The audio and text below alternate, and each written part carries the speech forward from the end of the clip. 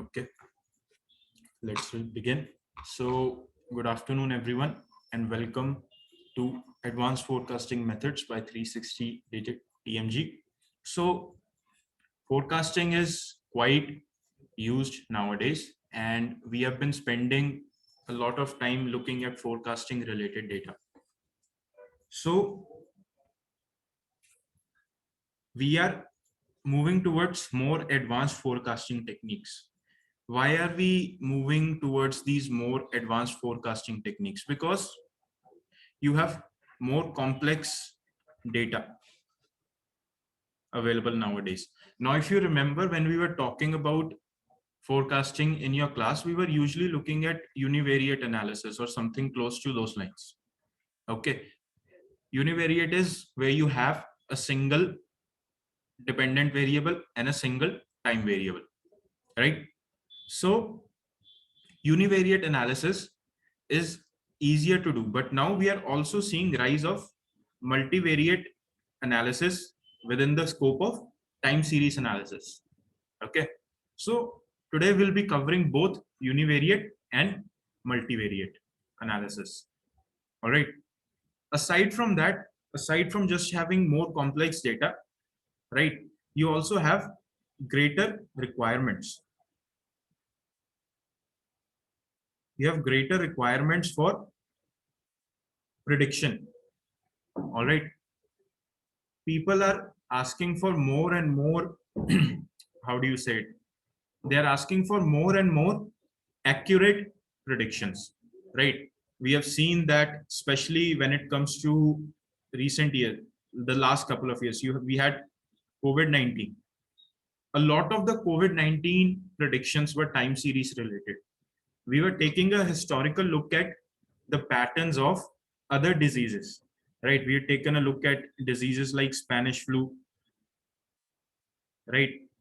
We had other forms of bird flu that have come into the picture. We also look at SARS. So we were taking a look at the historical timelines of these diseases, and we are trying to use it in regards to COVID-19. Okay, so we are facing a greater need to be better at forecasting. Now, forecasting is a very difficult task. Anybody who has spent some time on forecasting, they would have realized that it is a very difficult task. Okay.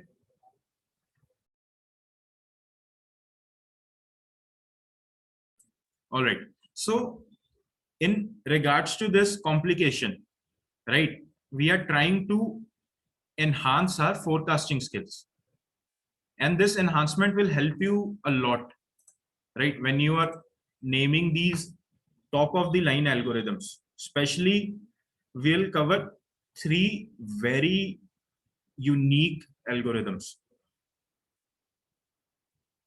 Okay, they will be a little difficult to understand at first, but they are very unique algorithms. So this will help you a lot. We'll also spend a lot of time in autoregressive models.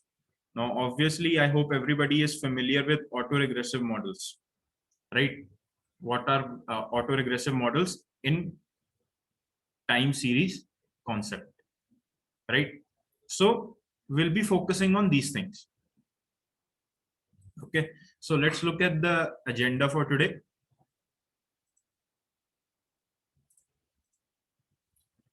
So these are the various models that will be covered today.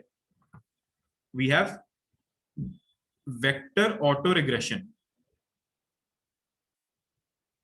That will be the first concept we'll take a look at, vector autoregression. Then we'll be taking a look at vector autoregression with moving average. Okay, moving average is another concept that we had covered in our data science course. How do we calculate moving average for let's say if you have odd number of observations? How do we calculate moving average? How do we calculate for even number of observations if we have taken even number of observations, right? So we'll be looking at vector autoregression. Then we'll be taking a look at vector autoregression with the moving average concept. Then finally, we also know that time series data can be affected by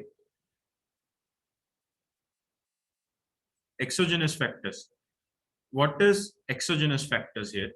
Exogenous factors are factors outside of control of anyone. Okay, outside our control. Now, if we simply have a time series data, we have some time variable here and we have some dependent variable here. We cannot say that there is nothing in the world that is affecting this dependent variable, right? There will always be some sort of impact. Let's take an example of stock prices, right? Stock prices.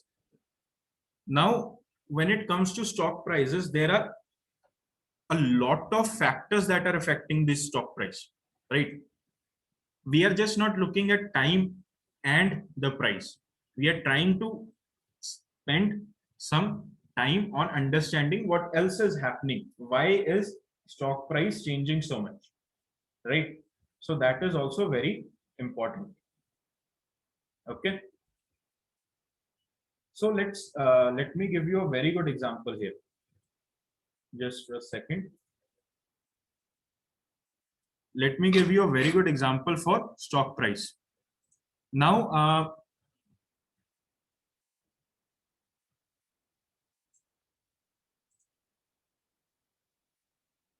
there was an organization called Blizzard. Okay. Blizzard. It is still an organization, but it also was an organization. So Blizzard is a gaming organization. They produce video games. Okay. So here you can see the kinds of game: World of Warcraft, Diablo 3, StarCraft. All these games have been produced by them. Okay. They have also involved in Activision Blizzard. So if anybody has played Call of Duty or heard of Call of Duty, you would know the Blizzard name, Activision Blizzard. So I'll show you this stock price. So if we look at a 1 year data, right, we observe that during this 1 year period, there was a specific time here. If we look at this time here, their stock prices basically tanked. Okay, they fell by almost $20. That is a huge fall. Okay, more than $20, you could say. Okay, here if you notice, it is probably below 60. The 52-week lowest was 56. So they were averaging around 80 at this time frame, and then it fell off to 56. Now, if we are doing time series analysis for stock price prediction, right, what you would have the time variable and you would have the stock price. Okay, you take the time from 1 year ago today, that would be what, 17th August 21 up until 16th August 22. You would look at the stock price starting off with, let's say, $83 and ending nearly $81. In between, you have 365 days of records, right? Now, if you're doing time series analysis, you're trying to predict for the future price. The time series model will take this fall into the picture, right? It will take this time fall in the picture. Like, why did this specific event happen? It happened. It is not going to question the why. The why is irrelevant to it, right? It will only make the predictions based on this historical data. So the prediction might look like something like this, then some fall, and then rising again, correct? That's how the prediction would look. If we are making a very accurate prediction based on the historical data, it will say that after 2-3 months, there is going to be a decline. But what happened here was the CEO of this company was caught making, let's say, very bad remarks. What sort of remarks? You can explore that on your own at your own risk, because whatever he said was not something we should discuss in class openly. Okay, so he was caught making those remarks. So there was a huge controversy involved surrounding him at that time frame. At the time frame when the stock price happened, right? So what is that? What is that remarks? What is the controversy related to this? That is what his. This is an external factor, correct? This is an external factor. So we are also going to try to account for these external factors. Okay, we are going to try to account for these external factors because these external factors are clearly affecting our time series model. Okay, so accounting for external factors becomes very important. There are many examples where time series models will fall short of the actual prediction simply because people did not account for external factors. So these external factors, or as they are known within the space of time series models as exogenous factors, are extremely important towards understanding and towards the future prediction of external factors. Sorry, towards the future prediction using the time series data. Okay, so we have to account for these things. Okay, once we are able to account for these things, our predictions will become more accurate. Okay, so this is what we'll be doing.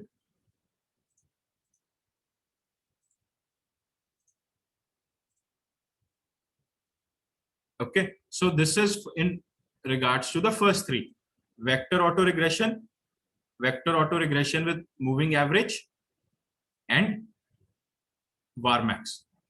Vector autoregression with moving average and exogenous factor. Okay, so always remember that if somebody is saying exogenous factors, what do they mean? They mean external factors. External factors that are affecting your time series model, but you are not accounting for these external factors. We are not accounting for these external factors when we are normally building a time series model. But now it is becoming more and more important. Okay, and anytime, this is a universal rule for data science. Anytime you come across a situation where people are starting to build more and more complex algorithms that you feel like are not, required, just take a step back, think about something: complex data. Complex data. What is the meaning of complex data?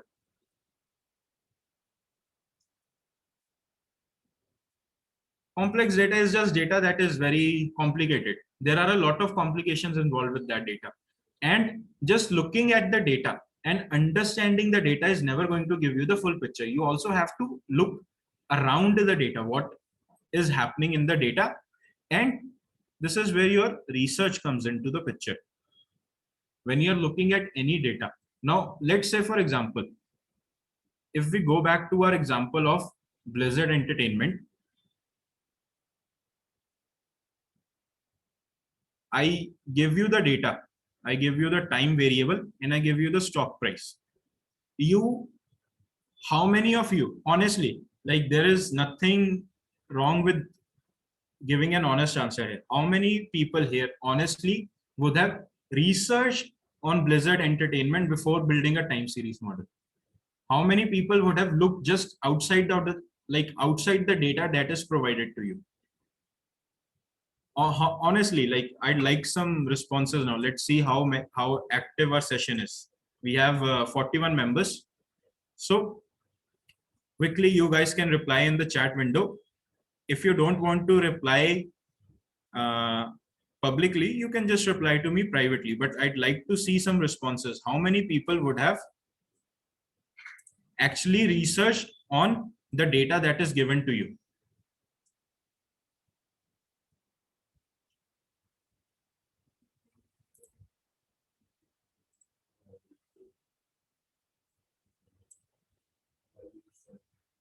Not always. We are not always researching into the data. Sometimes, laziness takes over. You just look at the data, you understand the data, and you move forward. And that is the harsh reality. This is nothing like it's not like a personal slight against anyone. I also do the same thing. Sometimes I look at the data and I start working with it. I don't understand the data. Okay, so I know we are only supposed to be talking about time series analysis, but it is important that everybody, everybody who is in this session, or if you're talking to anyone, always ask them to research the data as well. We just see brief outlooks in the price chart. We are just looking at the basic data, right? Now, if you guys weren't aware of what was going on in the background, what was the actual reason for anything that happened, right? We'd be a little clueless, right?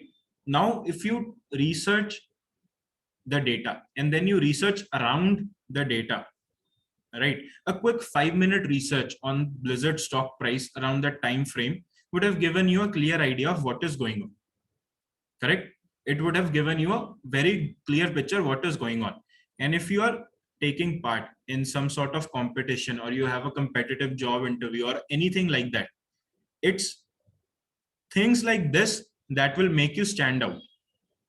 Okay, you are competing with people who are very good at model building. Okay, so are you are also good at model building, but what is your unique point? Why should the organization choose your model over the other model? Why should the organization hire you over that other person? It's these small details, this attention to detail, that is going to make you stand out. It's just not knowing the fanciest algorithms. You also need to understand the fanciest algorithms, and you also need to put in extra effort. Everybody will appreciate that extra effort, right? When you explain your model, why you build a certain model, and then you explain it properly, and then you give reasonings, then you tell them that you research outside of the data, about the data, you try to understand it properly, right? They will be very impressed, because you are paying attention to the details, and the details become very important. Okay, so this is lesson 1 of today's session.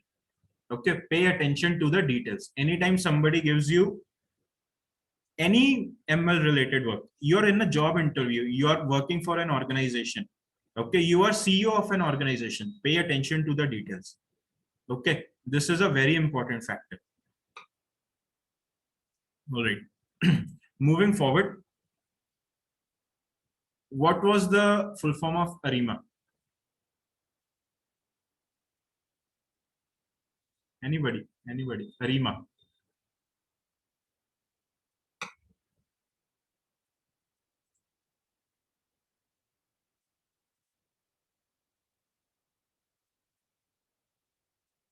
Anyone? What was the full form of ARIMA?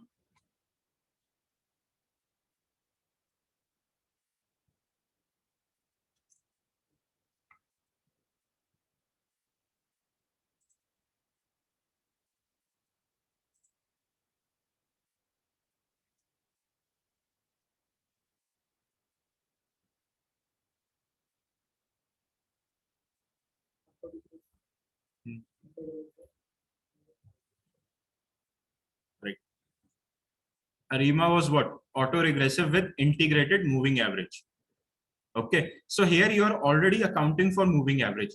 In vector autoregressive, we were not accounting for this moving average. So we moved into vector autoregressive with moving average. Same thing we are doing here in ARIMA. In ARIMA, we were already accounting for the moving average.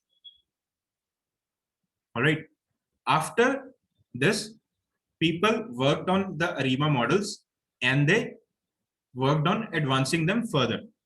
So they came up with SARIMA. What is SARIMA? SARIMA is seasonal autoregressive integrated with moving average. So here we are also adding the seasonality as a very important factor. We are taking seasonality as a core principle of this model. Okay, now you have added seasonality to your ARIMA model. Has your model improved? Would you say that your model is going to be more accurate?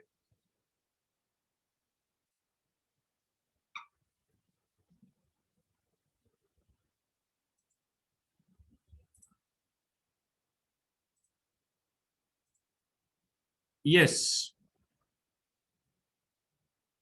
it is going to be more accurate. It's good to see so many people answering about auto ARIMA. Good work. Okay, but is autoregressive? Now your model performance should have improved because you have accounted for a very important thing in seasonality. What is the other thing that we can account for? Maybe something like external factors. Correct? We can maybe account for something like external factors. We can include these external factors. Okay.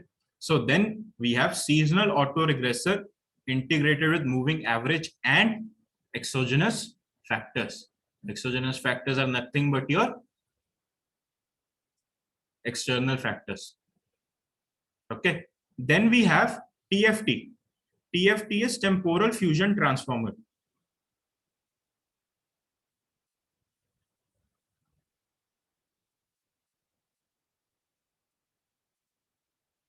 TFT is a very advanced algorithm. It is a very, very advanced algorithm, and this is based on neural networks. Okay, this is based on neural networks. So this is something we'll cover. We have FB profit, that is Facebook's profit. This is another time series model, and this is by Facebook, open source. And then we have NBeats. NBeats, to a large extent, is probably considered the most advanced time series model. Okay, we were not supposed to be discussing this, but I have added it in the session. So it might be a little complex because this is pure neural networks. This is based on pure neural networks. We are not doing anything else. We are not using any other concept in this. This is purely based on neural networks. Okay, so this is quite advanced. There is a competition called M4 forecast competition. So in this competition, I think it is yearly or something like that. So whoever won the M4 forecast competition had a very high accuracy, and NBeats was able to beat that accuracy by 3 to 4%. Now 3 to 4%, some people, we might think that just 3 to 4%, what's so special? It's the difference between, you know, getting 90% and 95% in your exams. Just 5%, what's the big deal, right? Or for, you know, people, if you want to understand in a different way, 33% and 32%, it's just 1%. What's the difference? What's the difference, right? It's just 1%, right? So career destroyed. Career would probably be destroyed at 33% anyways. But just saying that even a single percentage of improvement is quite a big deal, right? When you're working as a data scientist, you will be spending days, weeks, months trying to improve your model from 85% to 85.5%. So it's a slog to improve your model accuracy. Okay, you have to get very creative, very innovative. And that's what these models are, creative and innovative. Okay, so now that we understand the importance of time series models, now that we understand what all we are going to cover, let's move forward. So we are looking at vector autoregressive models. What is vector autoregressive model? It's a multivariate forecasting algorithm. Multivariate forecasting algorithm. We are looking at multiple time series models. Okay. We are trying to see how these two or more time series influence each other. Let's take an example of two or more time series that might influence each other. We have a data.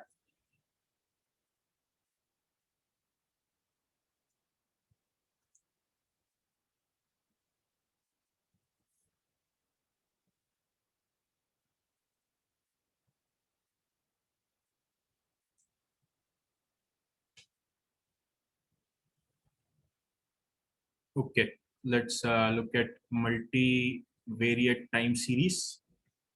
So you're accounting for multiple variables. Okay, so let's say we have time frame here and we have COVID, how influential COVID was. We have time here and we have jobs. How many total jobs are in the market? How many jobs are available in the market? Can we say that COVID had a direct impact on this? Definitely, right? So it is a forecasting algorithm that is used when two or more time series influence each other. That means multiple time series are present and they are influencing each other. Okay. So then what are the requirements? You need a minimum of two time series. There has to be at least two. How can we check if two or more time series are influencing each other if we have just one time series? Correct?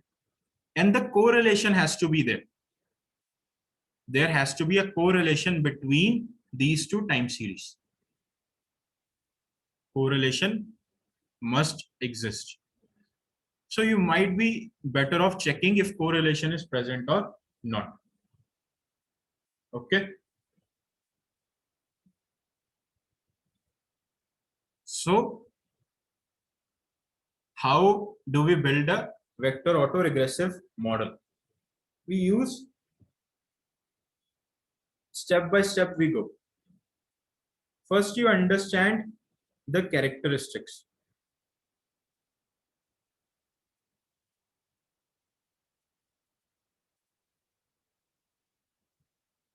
of the time series that we are looking at.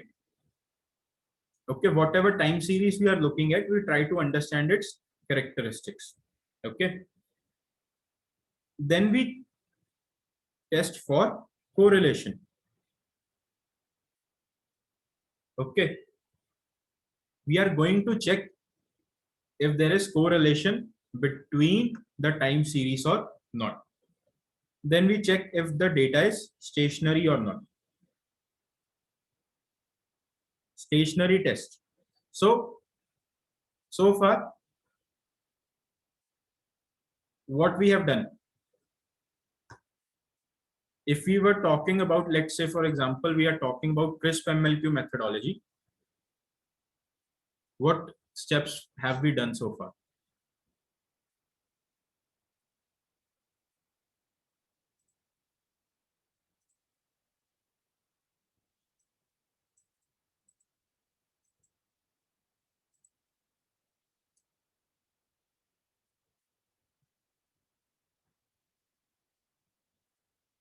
Data pre-processing and EDM.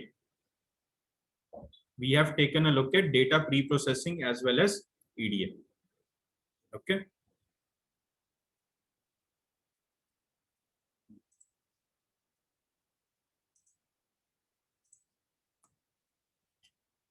After we check for stationary, if the data is not stationary, step 4 would involve making it stationary. Okay. So we are still not yet at our algorithm. We have still not yet made our algorithm. Okay. So we are still working with the data. We are still trying to understand it. Okay. Then we try to find the trend. Next step would be trying to understand and find the trend. Okay. Then we go to our model building stage. So if you follow these 6 steps, you can use vector auto regression. Okay. Why are we using vector auto regression? Because we are creating lag. Okay. We are looking at lag and we are saying that the future predictions will be related to the previous predictions. Lag concept is clear to everyone. I'm not going to explain it, but I'm just asking. Is lag something that is clear for everyone? If you don't know lag, please focus on it. Okay, so we are simply saying that each variable is a function of the previous values. Okay, there has to be some sort of understanding that we are doing of the work we are doing. There has to be some level of understanding, right? So it is important for us to say that each variable is labeled as a function of its past values. Okay, so you can also use the variance covariance method. So this is another method to use auto regression, or we can use Monte Carlo method. So this is something, these two methods is something I would ask you guys to do research, at least research into this, at least understand what are these methods. Okay.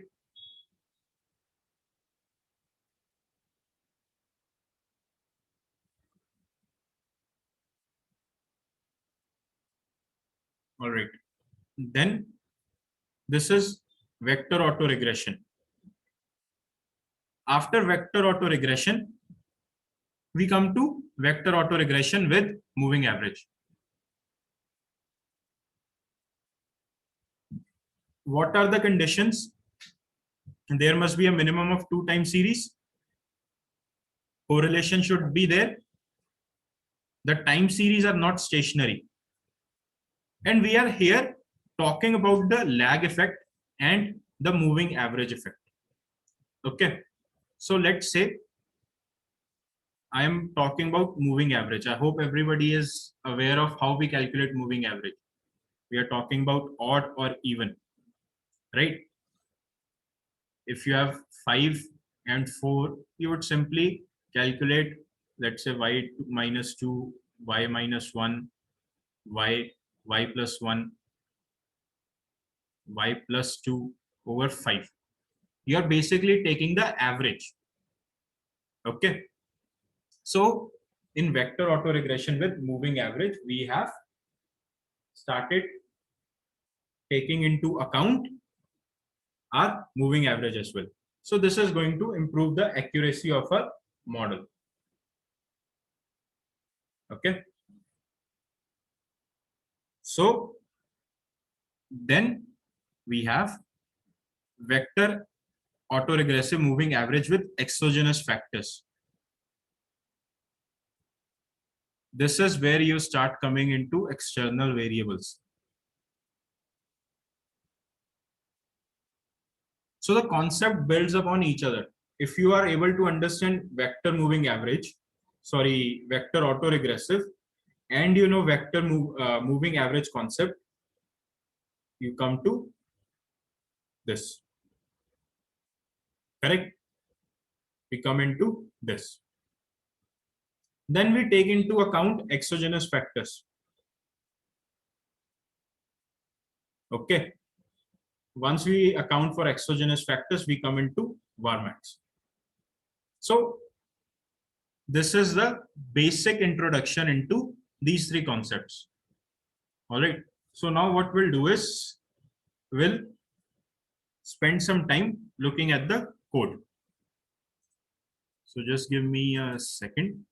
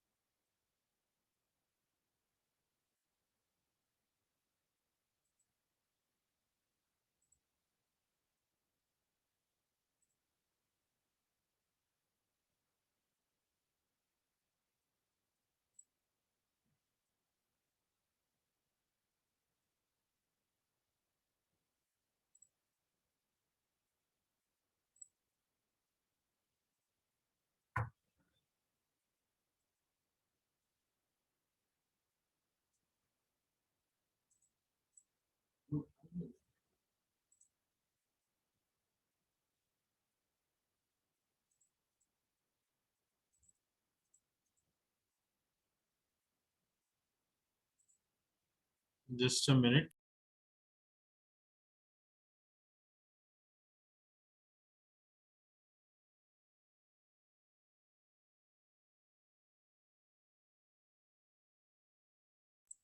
All right. So we'll be taking a look at vector autoregression moving average, and vector autoregression moving average with exogenous factors. Okay. So first, as always, you start off by importing the basic libraries. NumPy, Panda, Stats model. Stats model is the library on which we have built our vector autoregressor. Okay. And we'll be using date tools. Okay. So let's execute the code.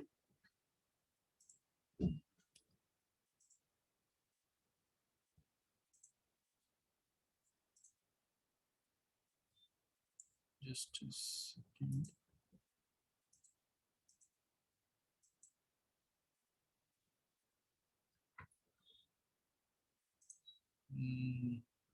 This annotation tool is messing up.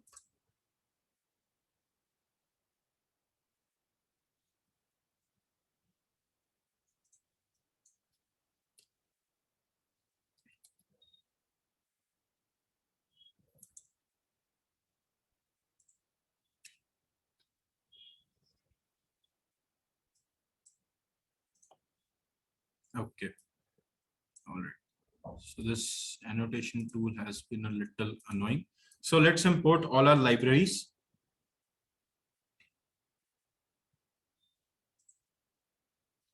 We'll use warning and we'll filter out the ignore warnings, because Nobody wants to look at the ignored warnings.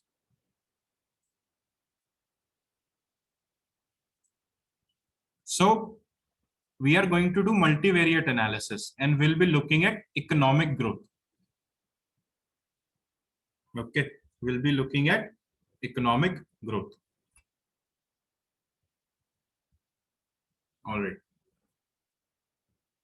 So we'll be loading the data from stats model itself. So stat model has a data set and we'll be looking at it. So let's run this. So this is the data.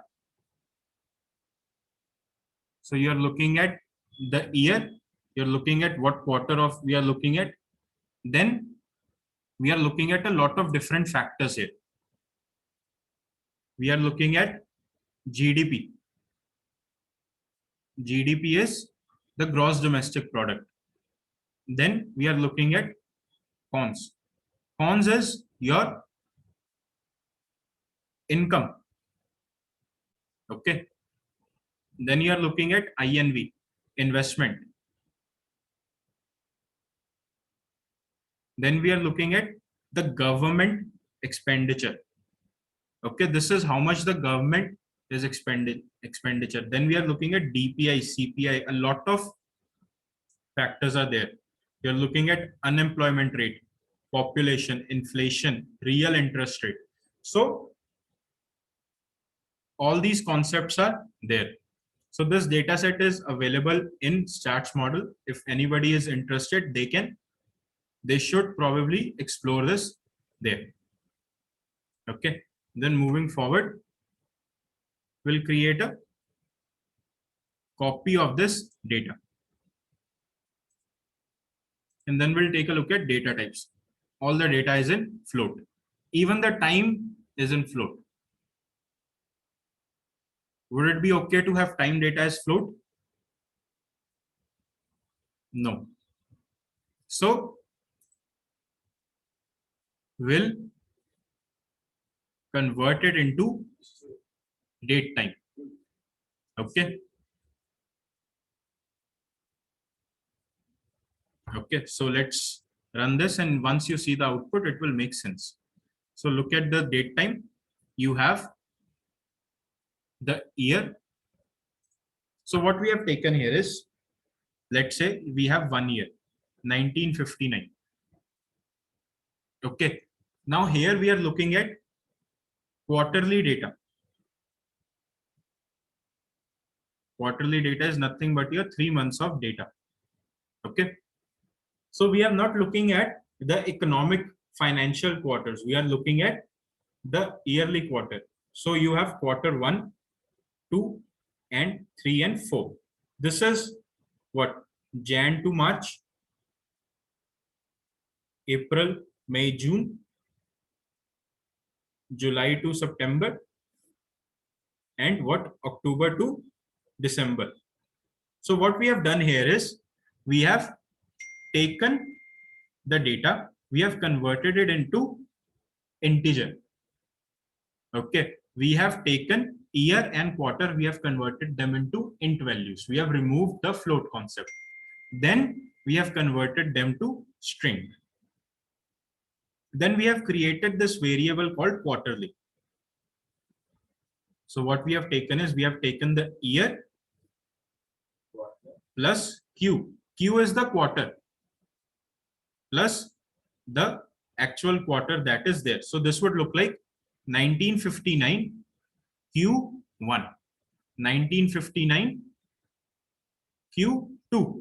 This is a single column. This is not multiple columns. You are looking at single columns. And then using date tools, we are converting it into a date time format. So we are taking the last day of every quarter. Okay.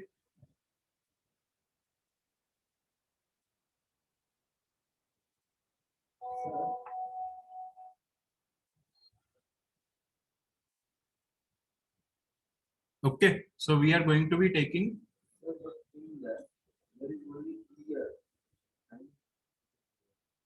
Yes. So the date tools module is able to understand Q1, Q2, Q3, Q4 as quarters. So it is able to understand that we have a quarterly data. It is inbuilt. Inbuilt, this work is done, and it is taking the last day of each quarter. Because obviously these economic parameters will be measured at the end of the quarter, will not be measuring them at the start of the quarter. Even if you take at the start of the quarter, it will be the last quarter's data, right? So in order to account for the current quarter, we are going to be moving with the next quarter data. Currently, we would be in quarter 3. Okay. So anyways, the library date tools module is able to take the dates from string. Okay. It is taking the date from strings and it is converting them into date time format. Okay. So this is the basic pre-processing step that we are doing with our data set. Then what we have done here is we have taken some factors. We have taken some factors. We have taken real GDP, real cons, and real investment. Okay, and we have created it into a separate column. But before we do that, let's check for correlation. Okay, we'll check for correlation.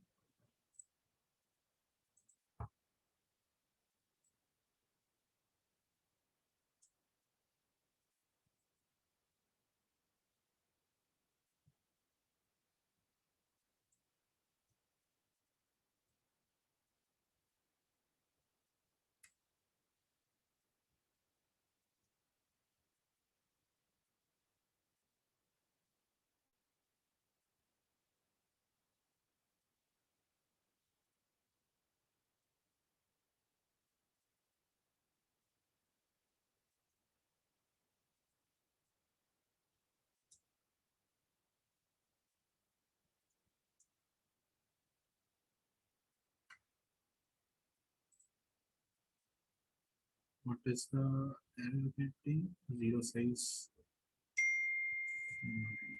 Okay, I think because of the date time, we cannot do correlation here. So what we'll do is we'll run this cell. So here what we have done is we have taken df2, and df2 what we have done is we have created a new data frame that we will be using for our time series. Okay, we have looked at the factors. We have again, right, we have this data. Now this is where your research comes into the picture. You look at this data and you try to figure out the most important factors for economic growth. Okay, so we'll be taking real GDP, real income, and real investment. Okay, so we can check for its correlation because these are all numerical columns.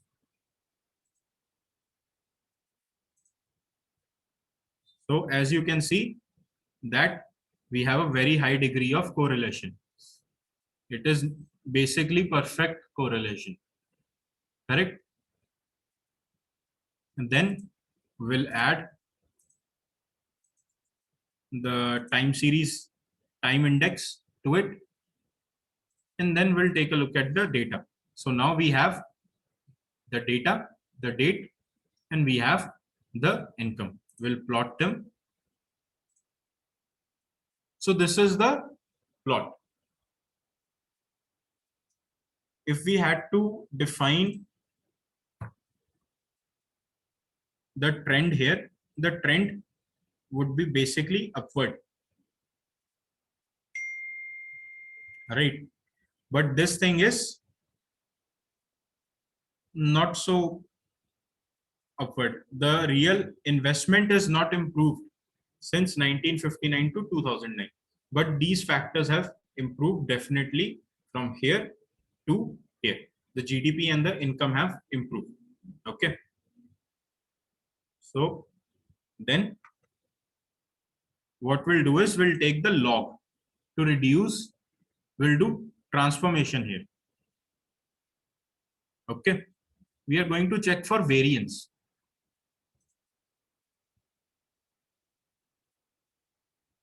Okay. We are checking for variance. So here we can observe that in comparison to other columns, real investment is showing a high degree of variance. Everything else is moving in a perfect order. Everything else is increasing at a linear order. So that means if we spend some time looking more in depth into investment, we'll notice that movement. Okay. Then what we'll do is we'll build our model with vector auto regression. Okay. So you have these various metrics coming into the picture. You're taking a look at information, criterion, all these things. Then we'll fit them in our model. And then we'll take a look at the equation. Okay. So here you see, we have tried for 3 different equations. Okay. We have got the coefficients. Okay. So here, this is the equation to calculate real GDP. These are the equations to calculate income.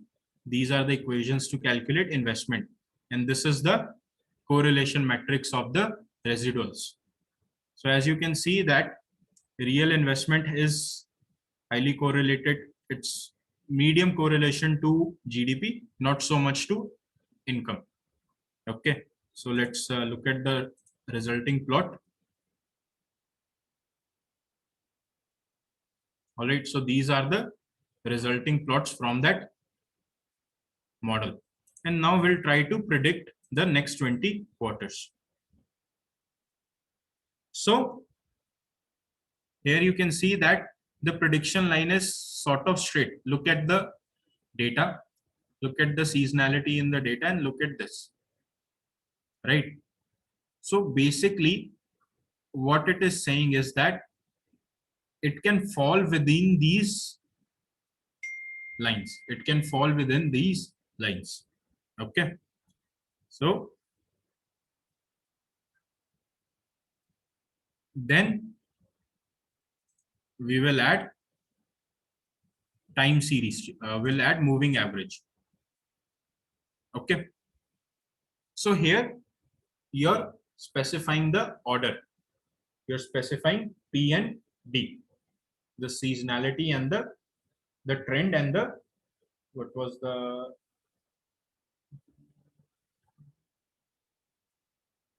the trend and the order, seasonal difference order. Okay. So if you remove the first value to 0, this becomes a vector moving average model. If you make the second value as 0, it becomes a vector auto regressive model. You need a combination of 2 for it to be considered as a moving average. Here now you might notice that we have taken Varmax. Varmax is the library that we use to calculate both Varma and Varmax. But unless you specify the autoregressor, the exogenous factor, it is not taken into account. Okay. So then we'll run this. And then we are going to run it for a few iterations. We are trying to find the best possible model. So we'll run it for 100 iterations. So we'll wait for it to run. It has run. And then we'll take a look at the result. Okay. So you can look at the AIC, BIC. You can look at the various equations that you are getting. Check for p-value. Okay. All these things are there. You're looking at the square root. Then we'll plot the result. So as you can see, we are looking at investment is not converging for a longest time, but these values converge quite quickly. So that means investment is a issue here. Okay. We can also try with diagonal error. Okay, so let's look at this. So again, here AIC is reduced from the previous one.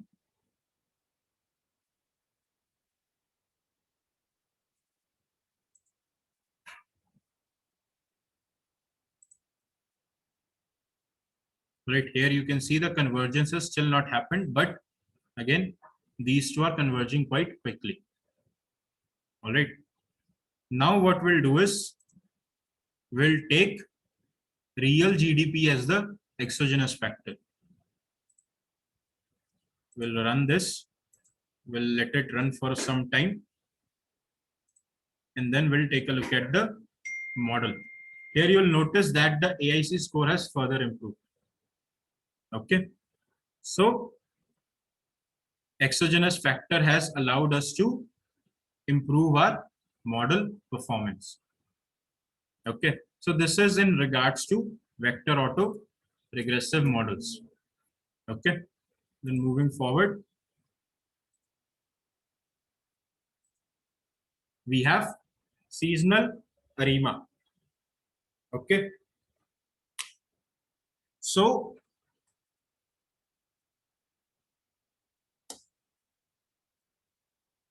seasonal ARIMA is the seasonal iteration of the ARIMA model. Okay. So this supports univariate time series analysis.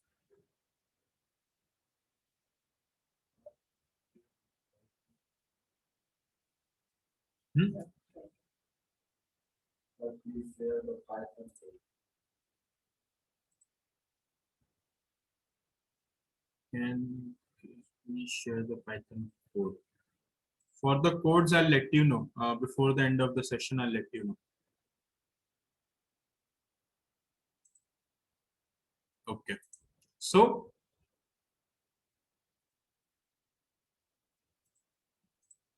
it supports univariate time series. Okay. Where the seasonal component is included.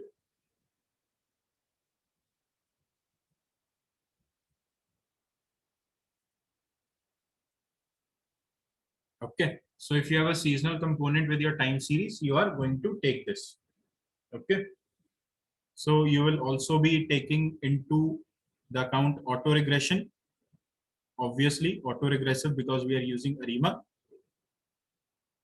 You'll also be taking into account the seasonality of the data that you are looking at. Okay. So here we are going to look at something we call as the PDQ. Now, how many people are familiar with these terms? PDQ.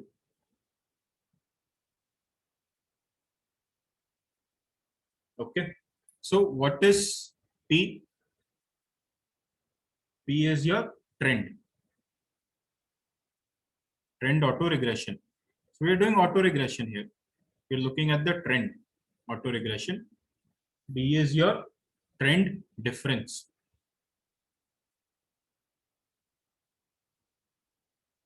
Okay. So this is small p, small d, small q.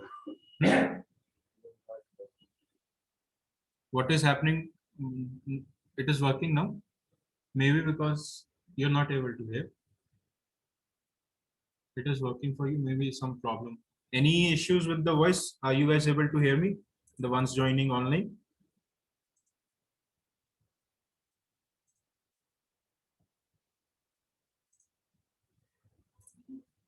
Okay. All right. So you have small p, small d. Small p is the trend auto regression, d is the trend difference. And then you have q, small q. That is the trend moving average. Okay. Then you are also looking at trend moving average.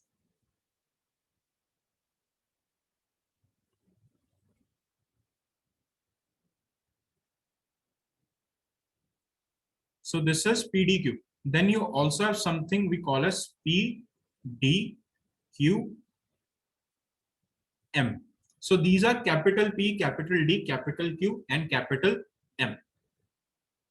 P is your seasonal autoregressor. So you're not looking at trend now. You're also accounting for seasonality, right? So using PDQ, we define the trend. Okay. Then we have D, which is the seasonal order difference.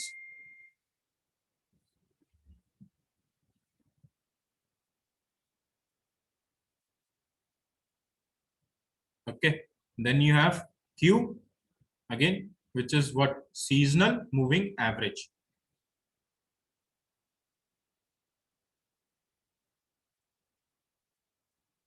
So PDQ, basically the same thing.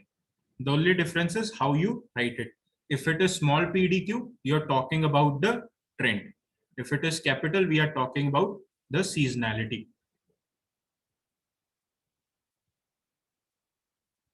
Okay. And then we have M. M is the time steps for a single season. So let's say, for example, we are looking at data starting from Sunday to next Sunday. And that is our seasonality. How many time steps would be there for weekly data? 7. If you are looking at quarterly data, like the data we are looking at last time, how many time steps would be there in quarterly data? 4. If you are looking at monthly data, how many time steps would be there? 12. Okay. So this is what we are talking about when we say time steps.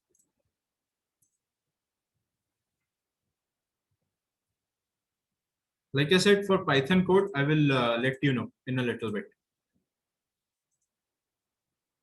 Okay. So this is seasonal autoregressive. So again, you're just taking the ARIMA model and you're accounting for seasonality with it. Okay. And then if you add in exogenous factors, you come up with what?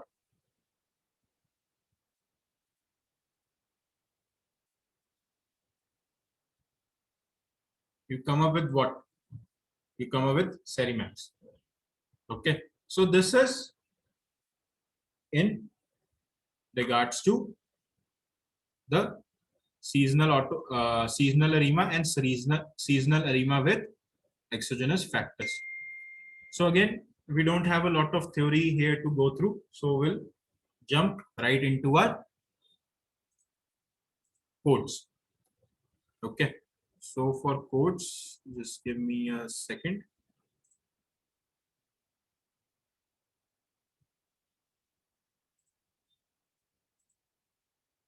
So here we'll be taking a look at Sarima now. So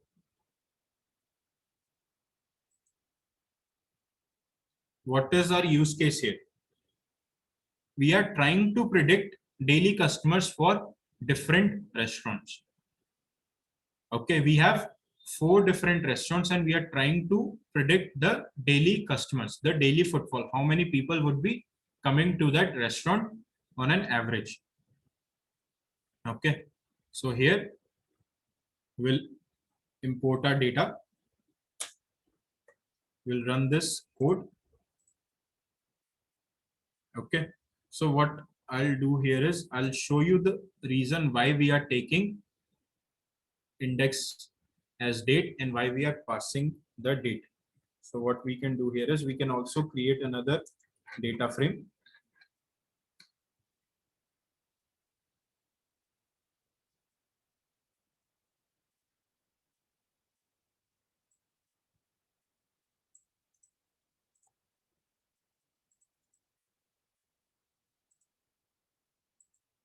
So let's run this.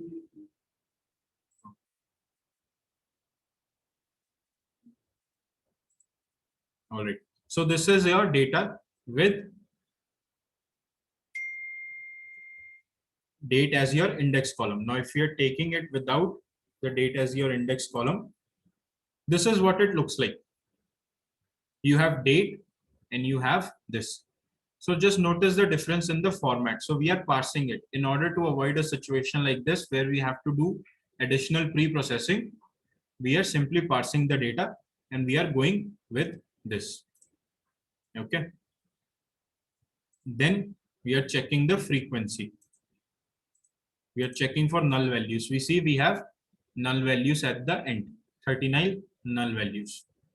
So we'll simply just drop these null values and we are left with 478 entries. Okay, because the NA values got removed. Okay, here you can see NA values. Now these NA values in holiday name are different from these NaN values. Okay, in Python, null values are depicted by NaN, not by NA.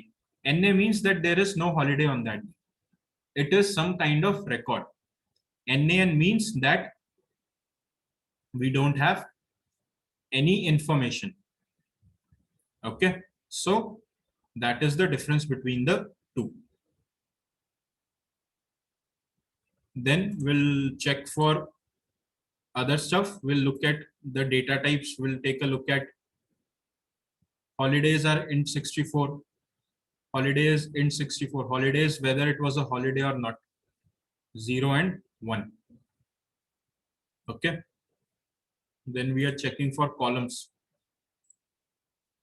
Then we are going to convert this values into int values. The total values into int values. Now, if we look at it, we have integer values. Let's try to draw the data. Can we make any conclusions based on this? What would be the trend here? Upward, downward, what?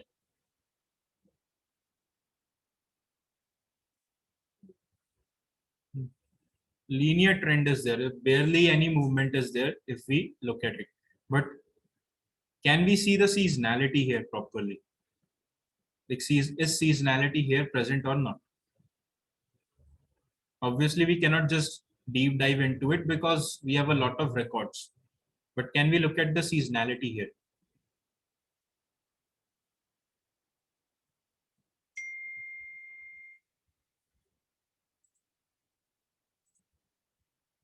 Yes, it is linear, correct.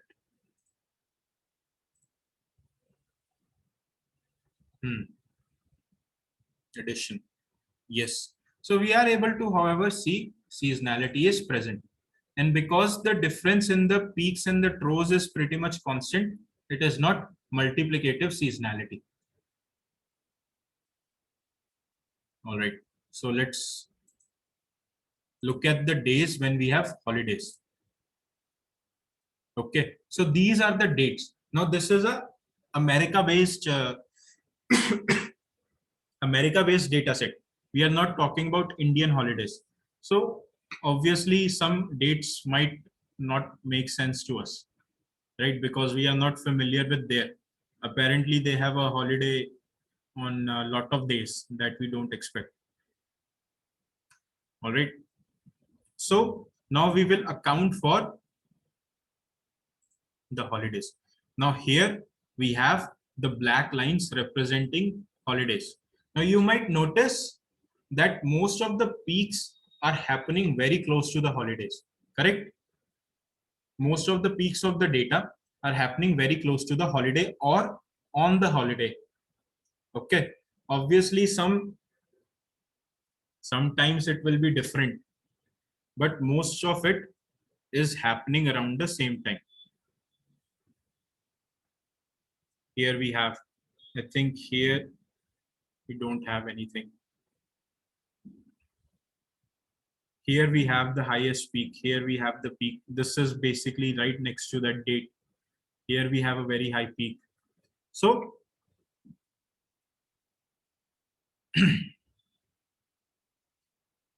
can we say that holidays are affecting the sale. Now here, for example, let's look at between July and whatever October, between July and October. Here you notice that it is not very high, but then the holiday comes around. It is high. Near the holiday also it is high, right? Can we say that holidays might be affecting our date time series data? Is that a conclusion we can draw? Yes, that is a conclusion we can draw, that holidays are affecting our time series data. Okay, if we had not even looked at it, right? Let's say, for example, we just looked at this data. We said, yeah, seasonality is there. Some sort of trend is there. Would that be sufficient information?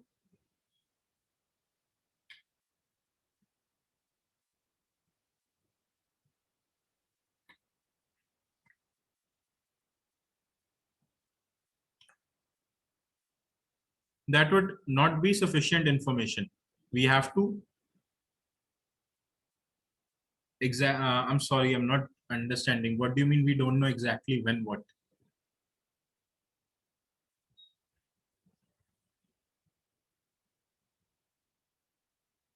Are we talking about like we don't know exactly when the holidays are or when the peaks are? Is that are you going along those lines?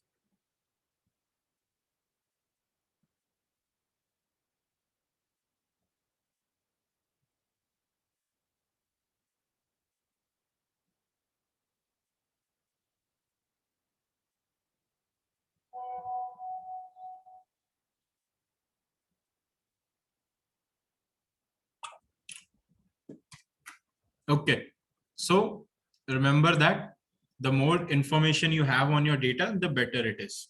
Okay, now we'll do decomposition. All right, let me try to increase the figure size.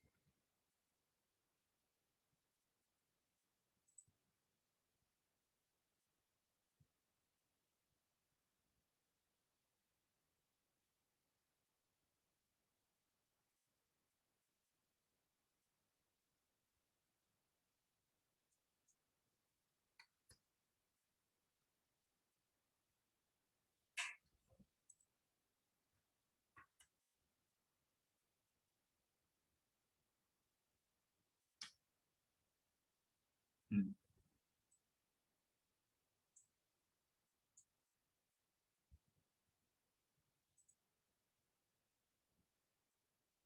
Okay, let's just go with this. I guess it's not applicable here.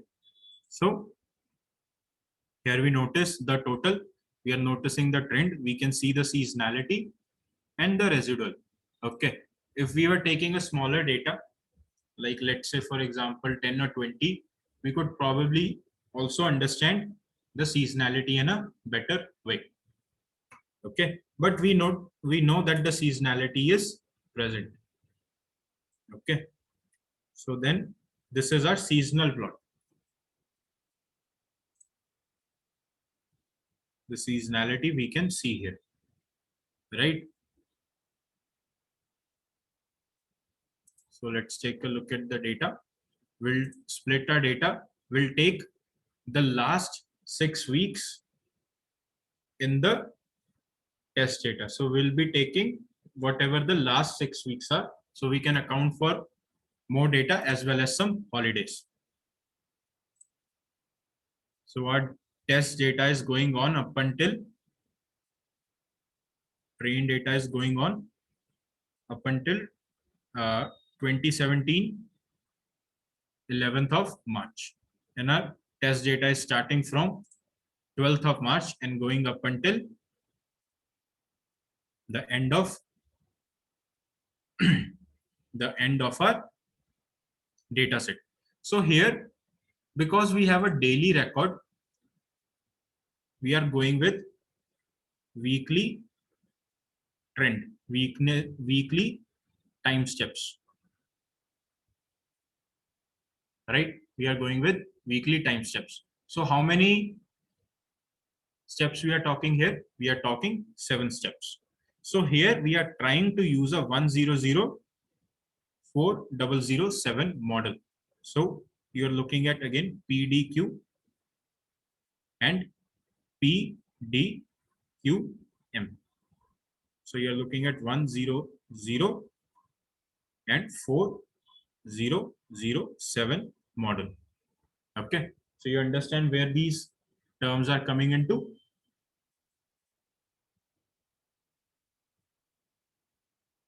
Okay, you can try with different models. You can try with different what do you call it, values. You can also try maybe some sort of auto ARIMA model to figure out the best parameters, and then you can take it. Okay, but this M value has to be 100% correct. This M value you have to take correctly. We are looking at a weekly data, so we have gone with this. So let's fit our data.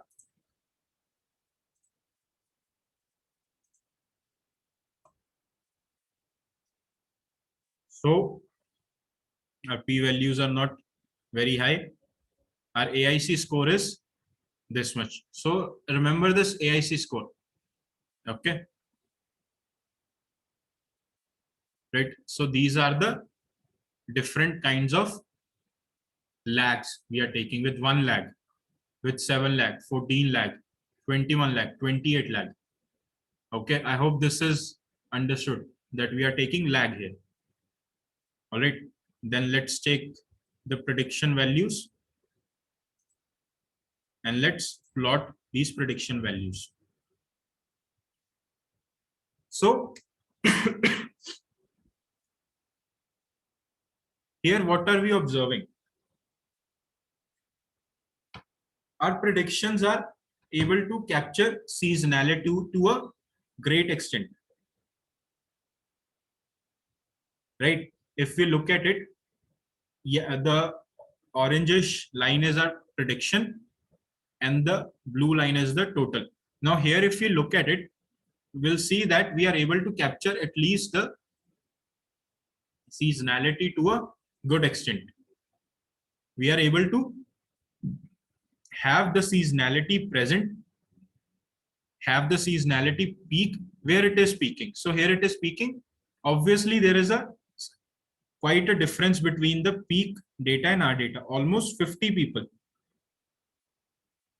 Okay.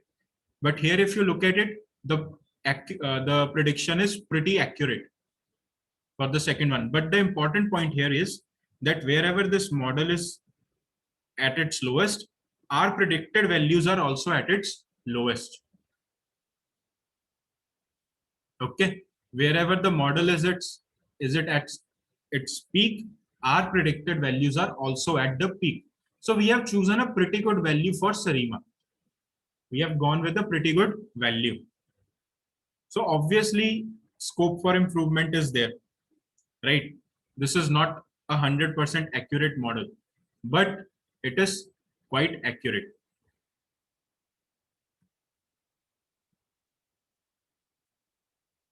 Let's take into account the seasonality, the holidays. So here you can see that around the holidays, the values are different. They have to peak differently. So we'll try to predict for that. We'll try to evaluate the difference. For the total, for the test, the mean was 134.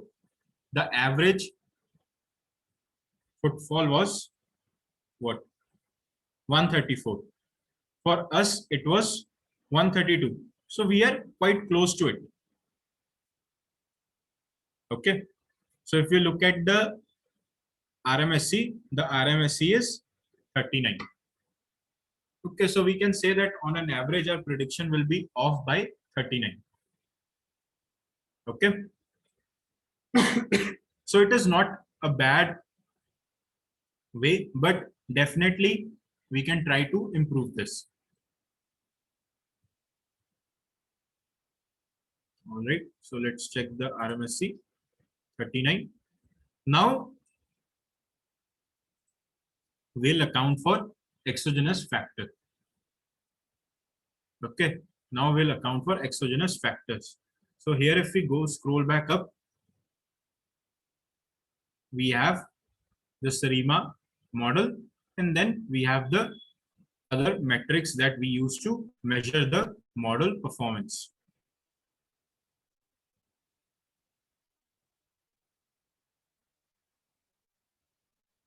Now let's run this again. Let's call it result 1. So we have some sort of separation. So here now, if you look at it, we have taken into account an exogenous factor. Now the exogenous factor here is quite clear. It is our holidays. Holidays are an external factor affecting the footfalls of a restaurant. Okay. We'll keep the same ARIMA model because this model gave us a pretty good accuracy. Right? So we'll keep the same ARIMA model, but what we'll do is we'll take holiday as a external factor. Okay. So then we'll check for it.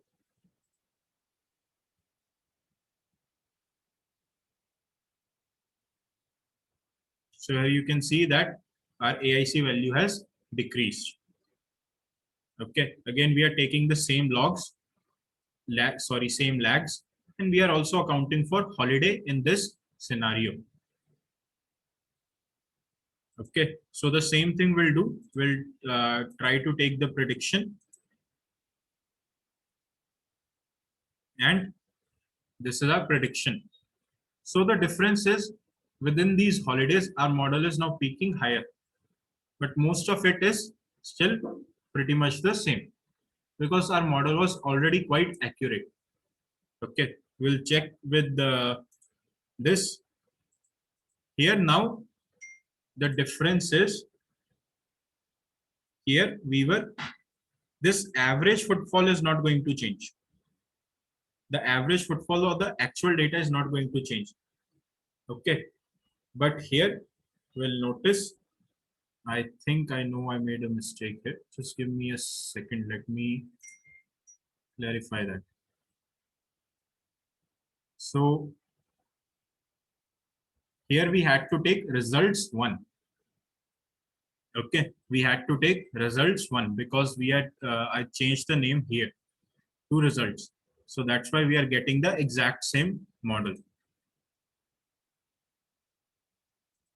So now let me just make sure that I am not doing any mistake here.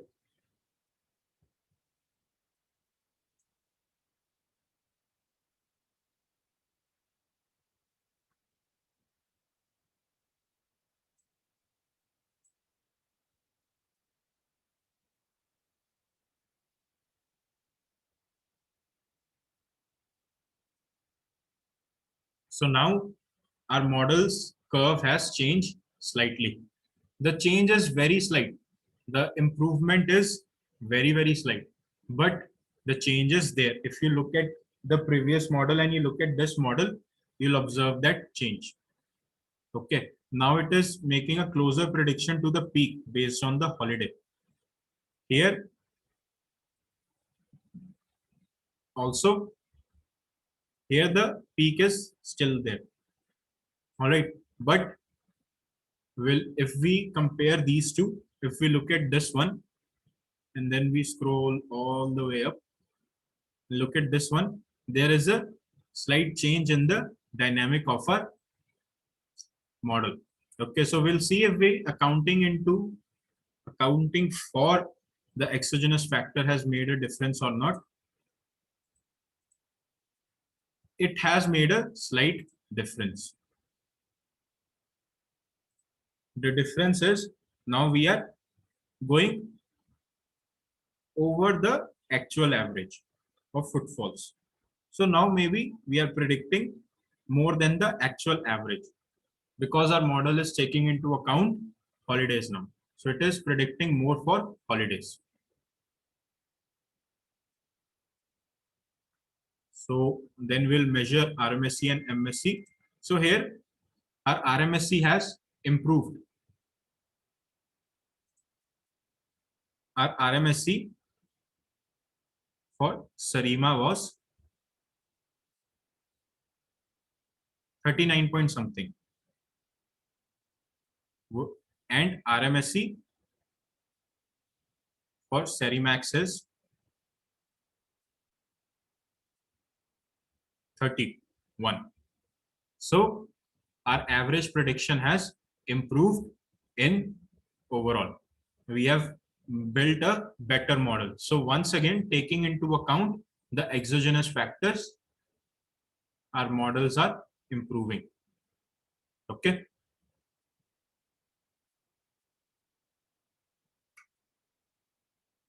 Then we'll compare the two models. So here we can see the comparison. Okay.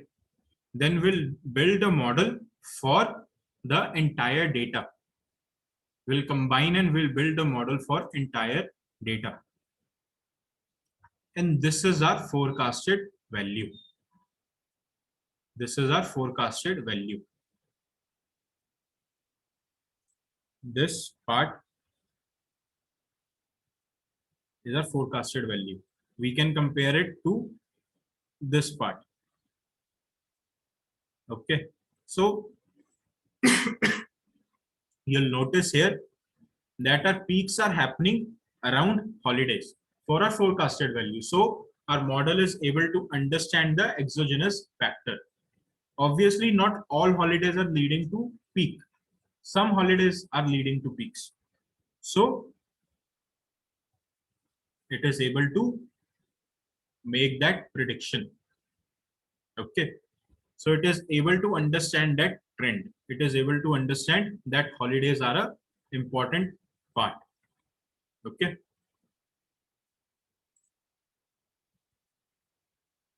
So this is our forecast. This is our normal forecast without any exogenous factors. Okay. So if we look at the trend here, it is quite similar to the overall trend we are seeing. Sorry, the seasonality here is quite similar to the overall seasonality we are seeing. So our model is pretty good, but obviously there will always be some scope of improvement. So this is ARIMA and Serimax. So any questions regarding to this?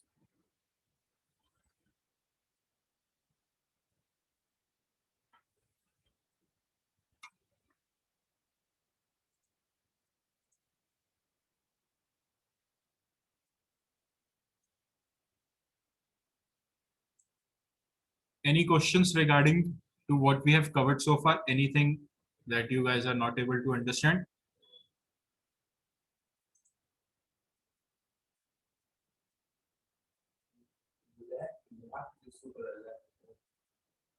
Lag is when we are comparing the historical data. Lag is when we are looking at the previous data in relation to the current data. We have taken lag, right? We've taken lag 1, lag 2, lag 3, like that. We took it in when we are taking the class.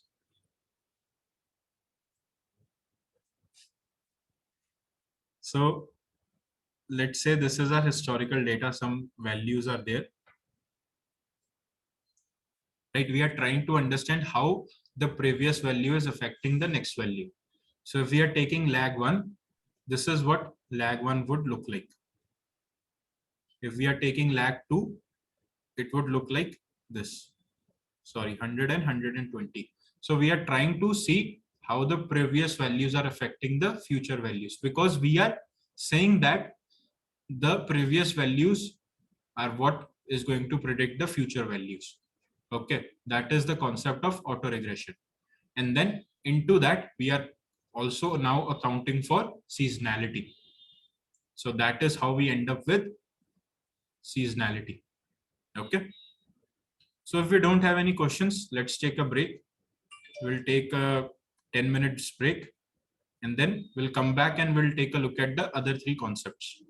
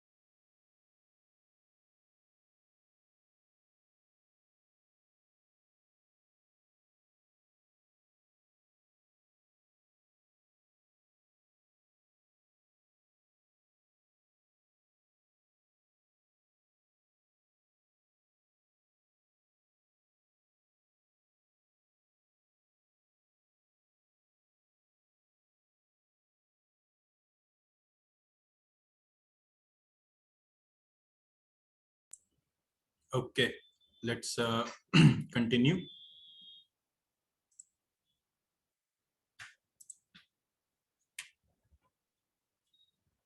So the next model that we'll be taking a look at is FB profit. Okay, we'll not look at TFT first. We'll first look at FB profit. Okay, so FB profit is from Facebook, and this is used for univariate time series analysis. The big advantage of FB profit is that it allows for automatic hyperparameter tuning. Okay, so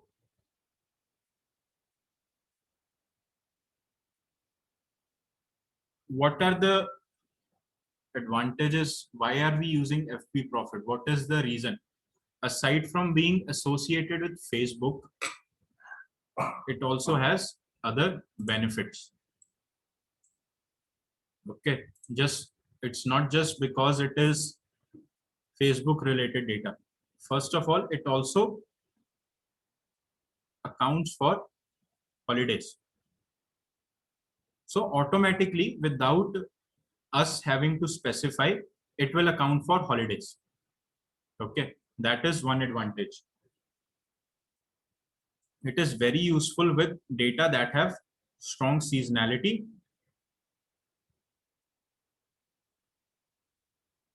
and multiple seasons. That means you're looking at a lot of data. Okay, if you have strong seasonality and you're looking at multiple seasons, this is very useful. Okay, and it is very robust towards missing data. So if you have missing data in your data set, it is very good towards using that. Okay, so these are some advantages that we are looking at. Why FB profit is getting the hype that it is getting. Okay, it is also very good at handling outliers. Okay, so basically all the flaws that you might have in a data like outliers, missing data, it is quite good at accounting for those when it is making future predictions. All right, so this is some advantages. Okay, by default. So now how does it work? Okay, it can take data in a very specific format.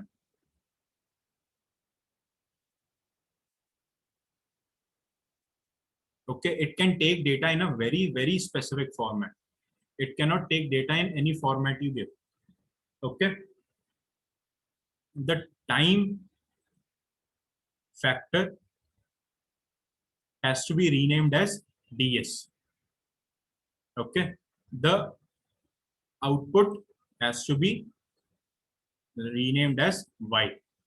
So unless you give the names DS and Y, FB profit will not work. This can be considered as a limitation as well, but this is how it is going to work. Okay, by default it will use a linear model. So it uses a linear model to make the prediction. Okay, so these are some basics of FB profit.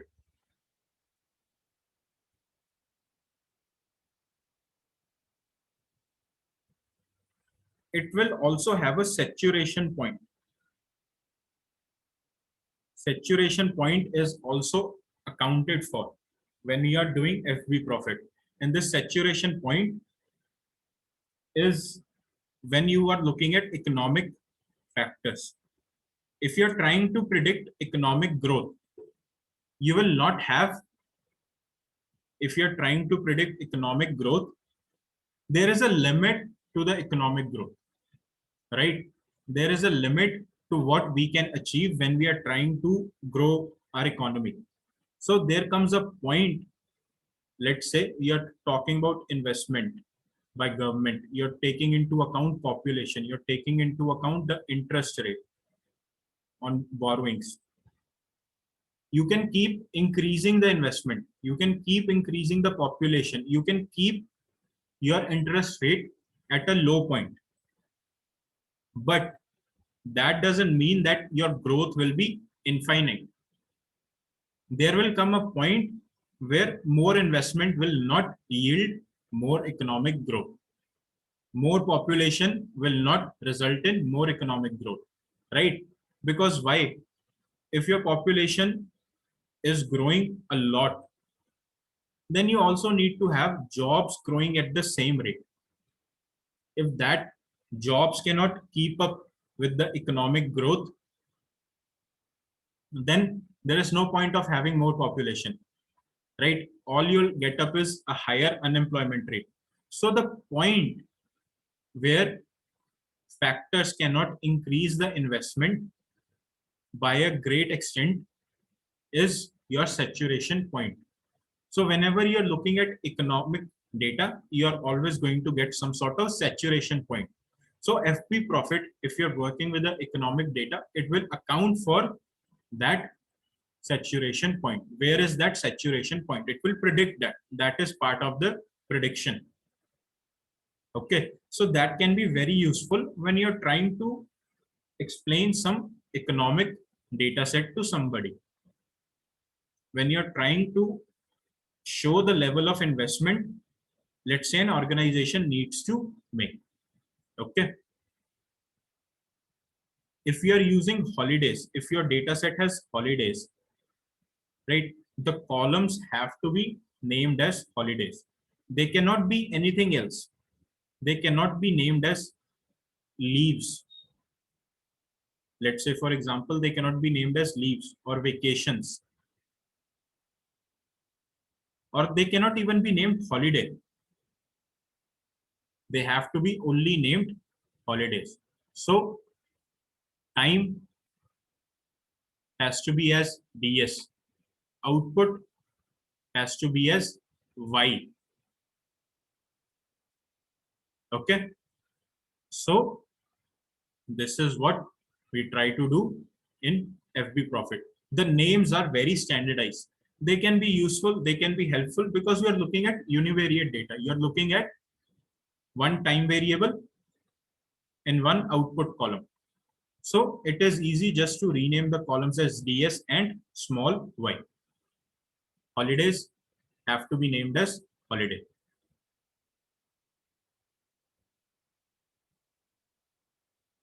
If you are trying to account for holidays using FB profit, you need the exact dates.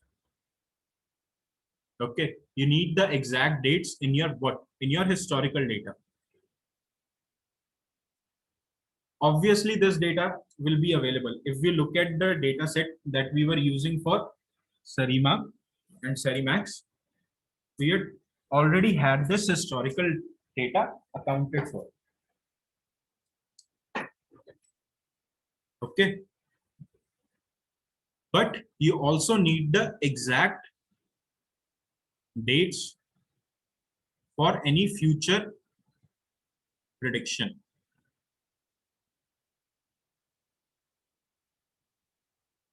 For any future prediction, you need to have these exact dates. Okay. You can also factor in for multiple holidays. Let's say, for example, we have 3 or 4 holidays for Diwali. Right? You can also account for that. If you have a whole set of holidays. In foreign countries, you might have Christmas break, where people are on a week-long leave. Right? That is also something that we can account for. Okay. And another advantage of FB profit when we are using it in regards to holiday. Okay. It has country specific holidays.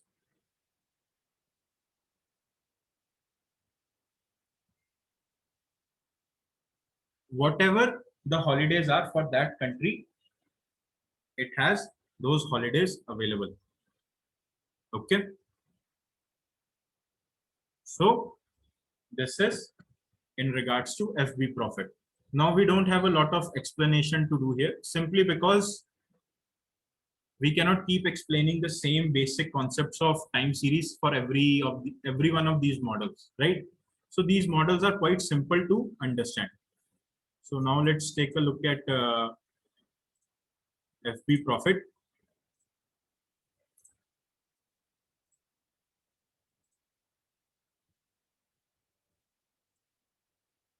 Not TFT, FB profit.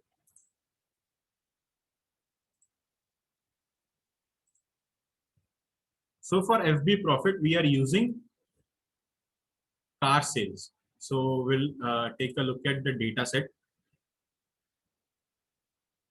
Now, this is an important thing to remember. You need to use pip install profit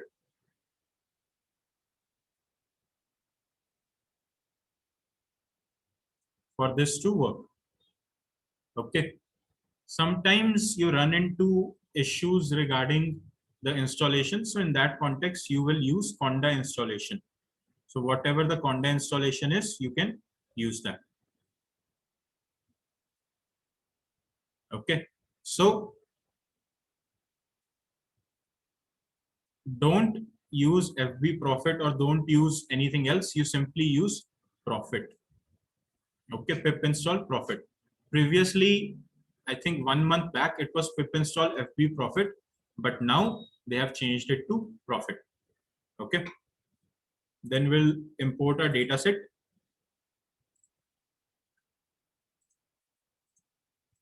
We'll look at the data set.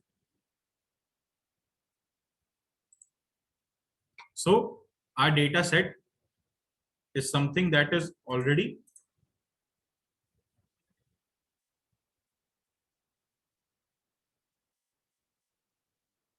okay. DS.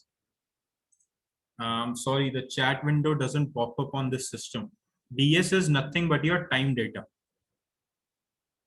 Okay, DS means nothing but your time data. So whenever you're looking at time data, this is what it is given as.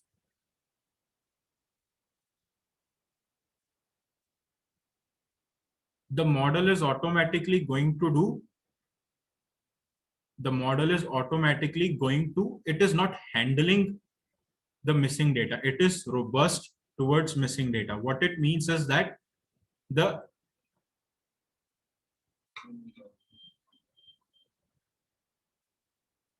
one second.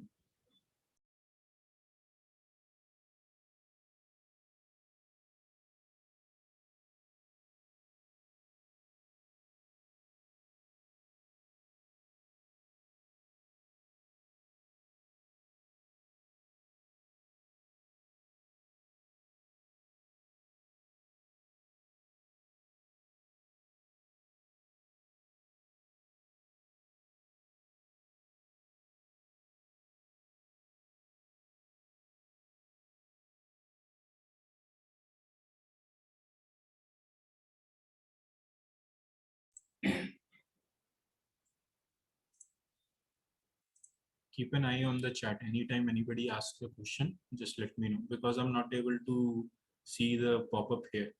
This is Linux, so the configurations are different. You can't even use Epic Pen on this. Okay, so DS is nothing but time series. So how it is not handling the missing data, it is not doing anything to the missing data. What it is doing is it is making sure that the missing data is not affecting the future prediction. Okay, if you have any other algorithm, if you use that, then you will get into the trouble. But here, that is not a problem. And economic factors are basically anything that is affecting your economy. Okay, we can talk about the GDP. We can talk about the investment, private and public investment. We can talk about the average salary of a person. Okay, We can talk about unemployment rate, employment rate. Okay, all these, any metric that is going to affect your economy, the national economy, the country economy, is known as economic factor. All right. So moving forward, we'll take a look at the first 5 and the last 5 rows, and then we'll plot the data.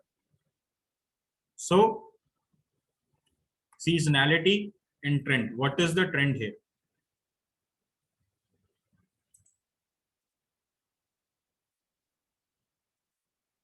Do we have seasonality? Do we have trend here?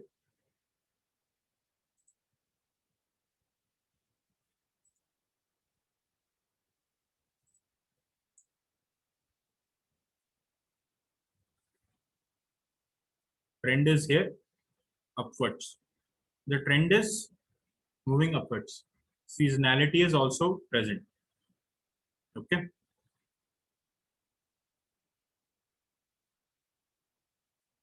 Seasonality. What sort of seasonality? Are we looking at multiplicative or additive?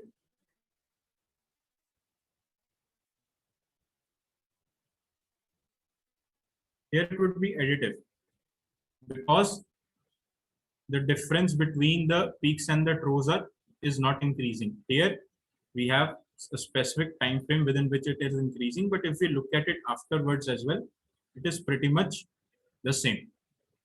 Okay, so it is additive seasonality. Then we'll make it into a date time. We'll convert our column into date time. Okay. So date time changes the format. Okay. It changes the format.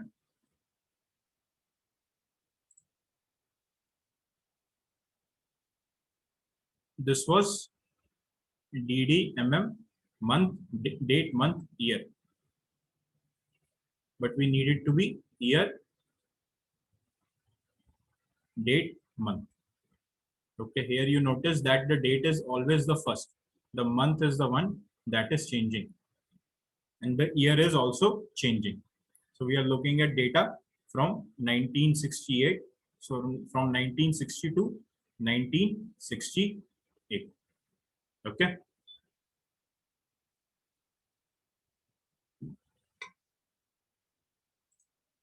Next, we'll take a look at all the factors that are, all the parameters that are present in profit.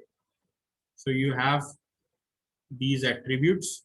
You also have add country holidays, add group components, add seasonality, construct holiday data frame, logistic growth.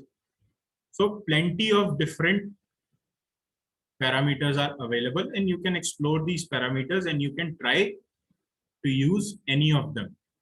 Okay, these are all valid. So let's build our model. We'll make sure that the column names are same. Okay, we'll fit our model. The model has been fit in our data.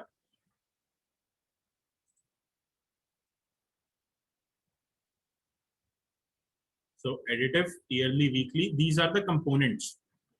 These are the different components that are available to us. Okay.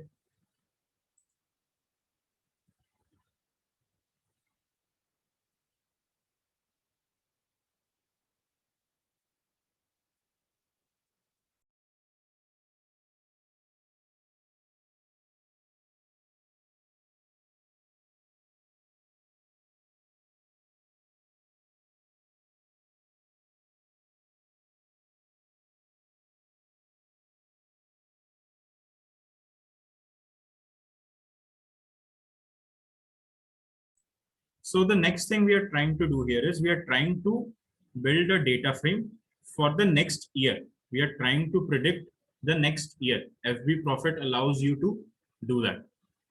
Okay. So we have the next year available to us. Then we make the prediction, and this is our prediction. So what all can we see here? We are looking at the trend. Y hat lower, Y hat upper. What is this? This trend is your prediction, the actual prediction value. What is Y hat lower, Y hat upper? This is the upper limit and the lower limit. Okay, they are saying that the prediction should fall between these points. Okay, this is accounting for error. You're looking at trend upper and lower. You're looking it in additive terms. Okay, you're looking at in additive terms, weekly lower upper. Then you're looking at in multiplicative term, and then finally we have our. So this trend is not the prediction. My mistake there. We have our actual predicted value Y hat. This is nothing but this Y hat. We have already seen these values before. Okay, so this is our predicted values. So then we'll plot for these predicted values.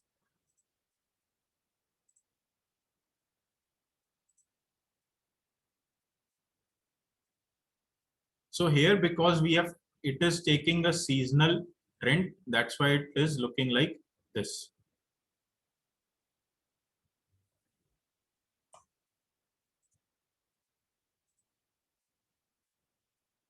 Okay, so here you can notice the weekly trend, the yearly, right? So all these values we can take. Then we'll use cross validation. We'll initialize a cross validation process.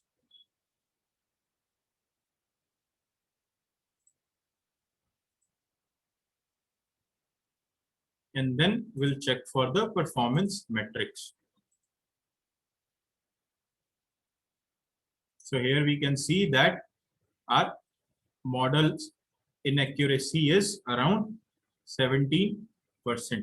We are accounting for 17% inaccuracy. So you are getting around 83% accuracy. So definitely there is scope for improvement. Okay, there is definite scope for improvement.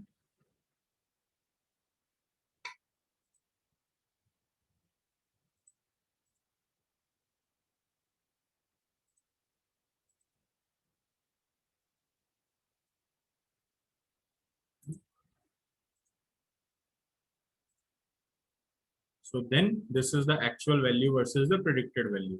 So you notice that it is not as accurate. So this is one of the drawbacks with FB profit. Okay.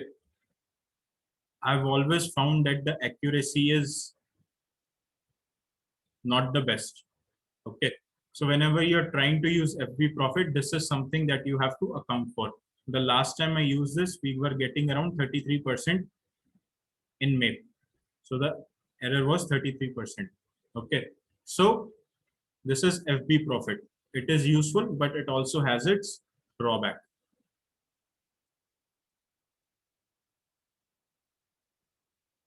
Then we have two neural network based algorithms. The first one is called as temporal fusion transformer.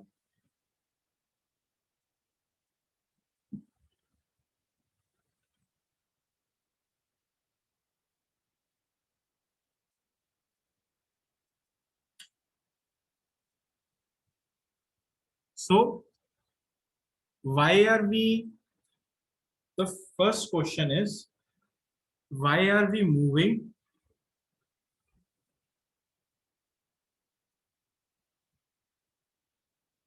cross validation is done the same way you do cross validation in any other algorithm. We will always have some sort of hyperparameters. Hyperparameters, these are not the same parameters. These are not the same thing as parameters. You're using hyperparameters. These affect how your model is built. You can try out different hyperparameter techniques, and based off of that, you'll get your improvements or not improvements. Okay. So you'll have to find hyperparameters for whichever model you're building, and it will do the cross validation for that.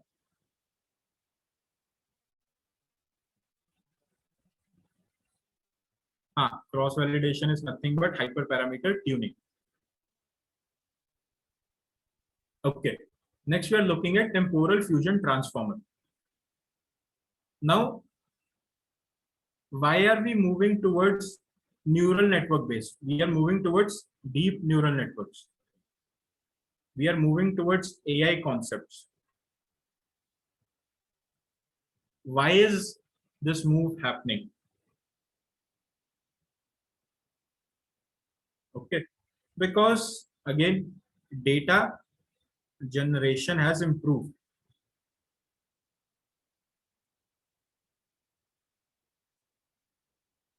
The amount of data being generated has improved a lot. Okay. So if you have, let's say, a electric company, previously in the older days, they could not account for a lot of factors because it was not possible. Okay, now you have something called IoT sensors. These sensors are sending live data back to the company. They are capturing multiple things. They can capture the environmental factors as well. Real-time environmental factors. If there is an outage, how that outage is coming. They can also use these environmental factors to make further predictions, right? You are looking into an accounting for multiple things. So many different factors are coming into the picture that the data being generated again is getting complexer. Okay. So you are looking at a huge collection of data. You're looking at multivariate data. Okay, you're looking at multivariate data that is, what do you call it? That is also from different sources. So the origin source might be different for different data, right? And you have a lot of external variables being accounted for. Now, if you're trying to use ML-based algorithms in this, it will be a problem because ML algorithms will not be able to cope with this. So this is where we are moving towards neural networks. Neural networks are better at handling more complex data.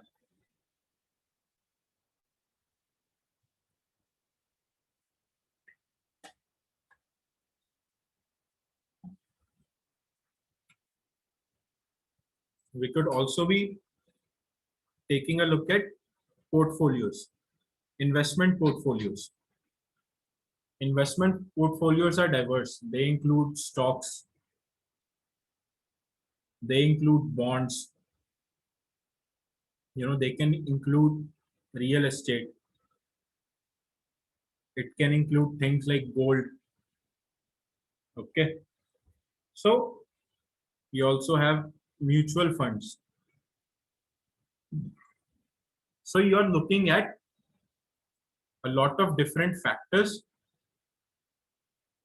that are affecting your portfolio. So in order to predict your portfolio, you have to account for a lot of things. And while accounting for these things, you also have to account for factors individually affecting these portfolios, right? You have to look at maybe the stock market on a daily basis, right? Bonds issued by a government. You have to look into the government practices. Real estate prices, what is affecting the real estate price? What is affecting the gold price? All these things you have to account for. So again, you are looking at a really complex data that you have to use. Okay. So this is where even time series data is becoming more and more complex.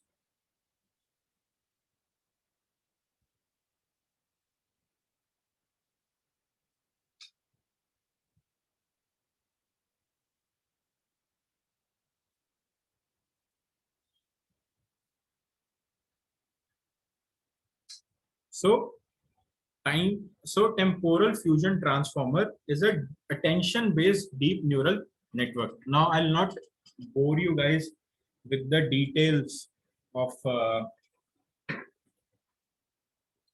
the attention based deep neural network, but the advantage is this is great for performance and interpretability.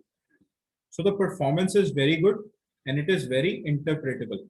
So you are able to understand a lot of the information better.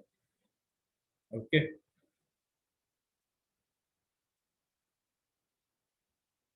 So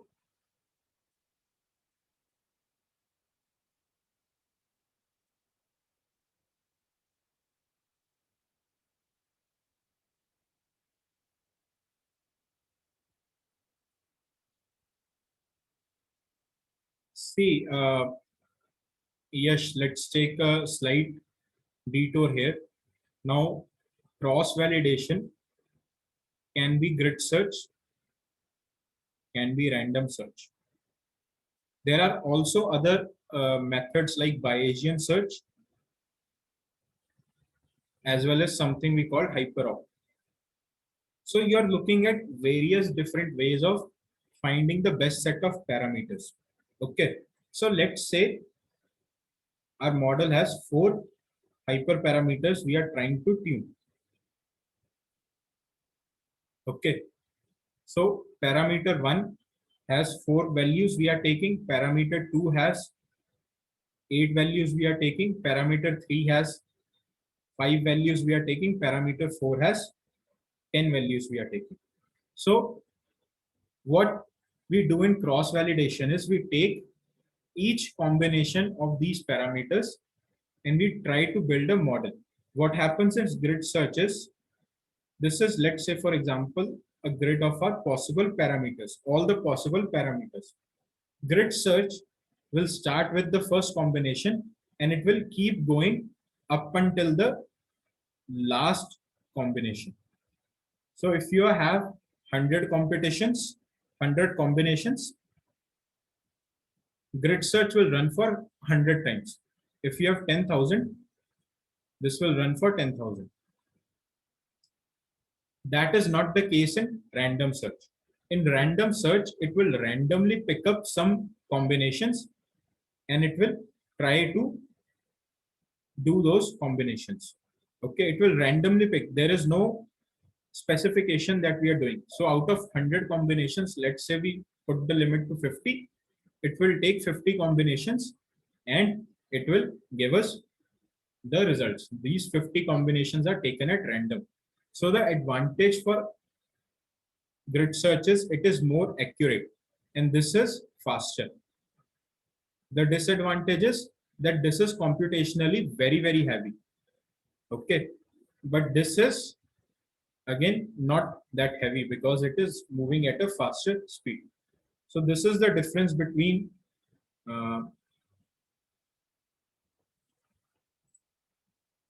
wait, what happened here? Meeting, am I in the meeting? Did the session end?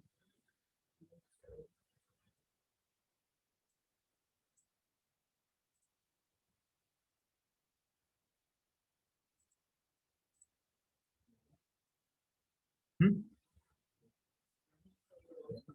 Voice is coming. Okay. I don't know what's going on here. Sorry for that.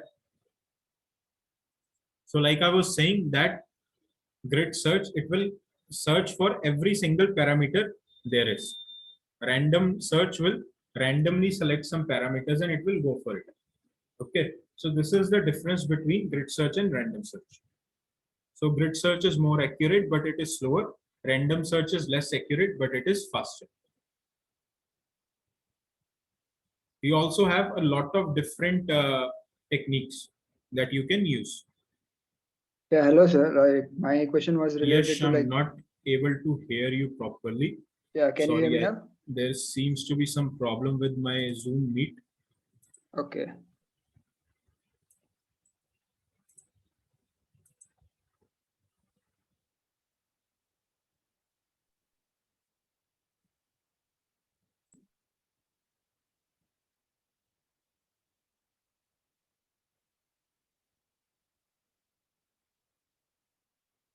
What is he saying? Are you able to hear me? Yeah, can you hear me, sir? Hello. Or else, no problem, sir. You can continue with it. Just a second, yes, just a second.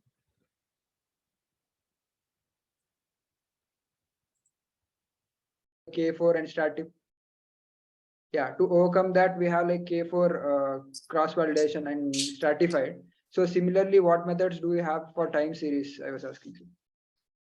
Do we have as such, we don't have any specific hyperparameter tuning in time series. Okay, we just use, what do you call it, cross validation, or sorry, we are using in cross validation, we try to use these grid search or random search. Okay, that is always the best option to go for. Okay, what if we have an imbalanced data set in that case? In imbalanced data case, we try to make it balanced. Okay, without prior to that, we need to do. Yes, not using cross validation, we can't do. No, cross validation does not affect the data. It only affects the model building stage. Yeah, okay. Okay, cross validation does not affect our what do you call it, the data. It is only going to affect the model building stage. Okay. Okay, so all right, so we are looking at temporal fusion transformer, right? So it is the performance is quite high and it is very interpretable. That means you can interpret what you are doing it. So we'll look at the benefits. The benefit is that it is rich in features. That means it is going to support 3 types of features. We are looking at temporal data. Temporal data is time-based data with known inputs for the future. So we know the inputs for the future as well. Okay, we know the inputs that we are going to take in the future. Then it will also support data where the inputs are known only for the present data, only for the data that is present for us, we know that. And it will also take care of exogenous factors. Okay, so it will take care of any exogenous factors. Okay. Then heterogeneous time series. So you can train multiple time series here. You can look at multiple time series, and each, if you're looking at the data from different sources, you can use multiple time series here. Okay, so you have to remember that multiple time series is not the same thing as multivariate time series. Okay, this is a very important point that you have to remember, that multiple time series are not the same thing as multivariate time series. Okay, then it supports step predictions. So basically you can have predictions done in a stepwise manner. Okay. So you can have intervals, you can create intervals, and within that interval it will make the prediction. Okay, again, it is quite interpretable because it is a attention-based deep neural network. So all attention-based deep neural networks are quite interpretable. Okay. It is high performance. It has outperformed models like ARIMA. Okay. It has also outperformed models, deep neural network based models like Deep AR. Deep AR is Amazon's auto regression model. Then you also have another model known as MQRNN. This is a LSTM based model. And you have deep space state model. So it has outperformed these models. So it is again one of the best models that is available. Okay. And the documentation is quite available. The documentation is quite detailed and it is available quite easily. So it makes it easier for us to perform the scenarios. Now we will understand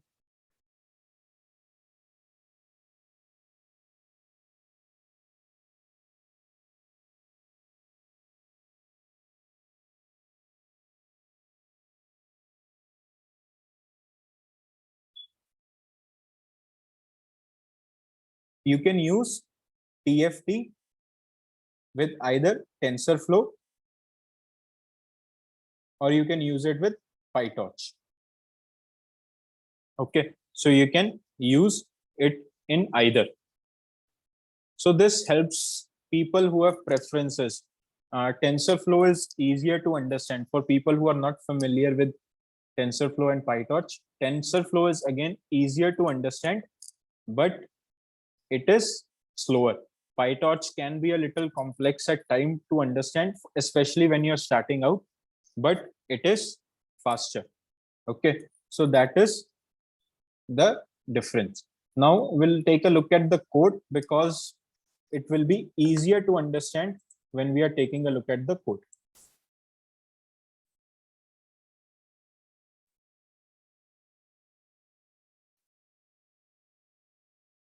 So to use TFT, we are going to use a library called Darts. Darts is a very useful library when it comes to time series analysis. Okay. Dart includes a lot of different models. It includes ARIMA models. It also includes a lot of deep neural network implementation. Okay.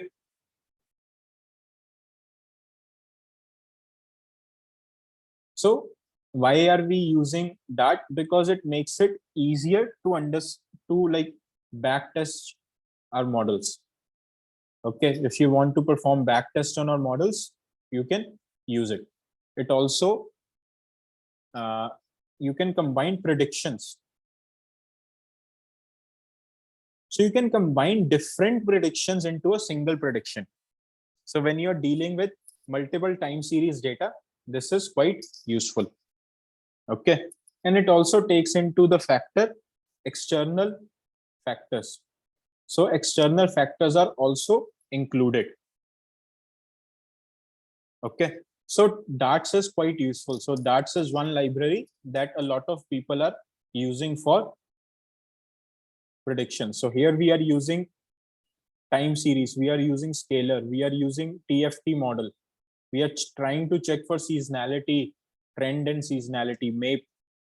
We are using they also have a data set, air passengers data set. So they have a lot of useful information available in them. Okay.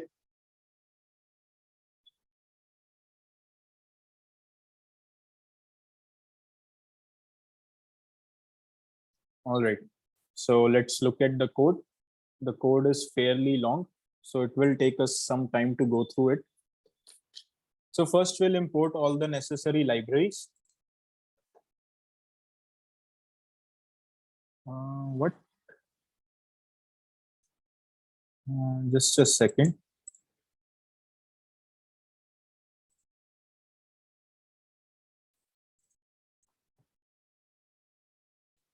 Just give me a second. You touch. Okay, so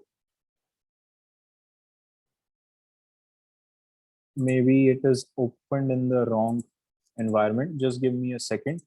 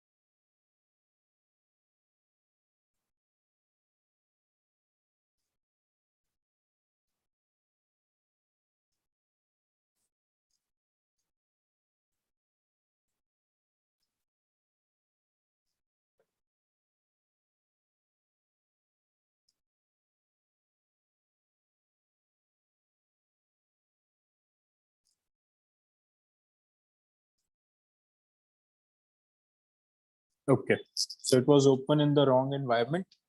That's why this was not working. So we are using darts here. All right. Then we'll load the data. Okay, so we can take a look at the data set.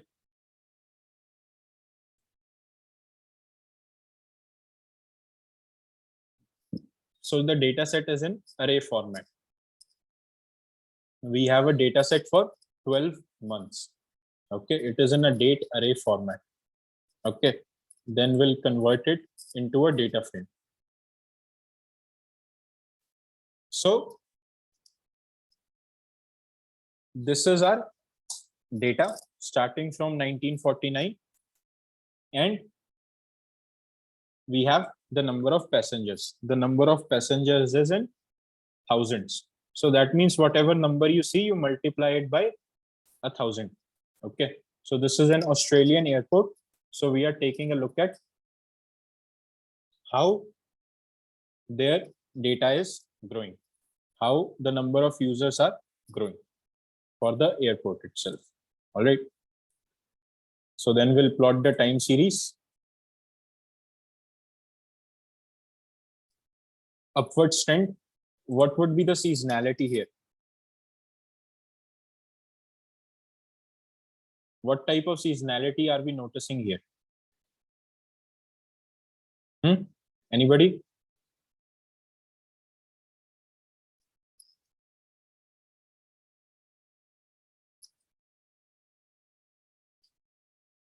Anyone? What type of seasonality are we noticing here?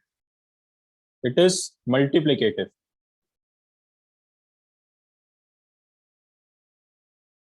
We're looking at multiplicative seasonality.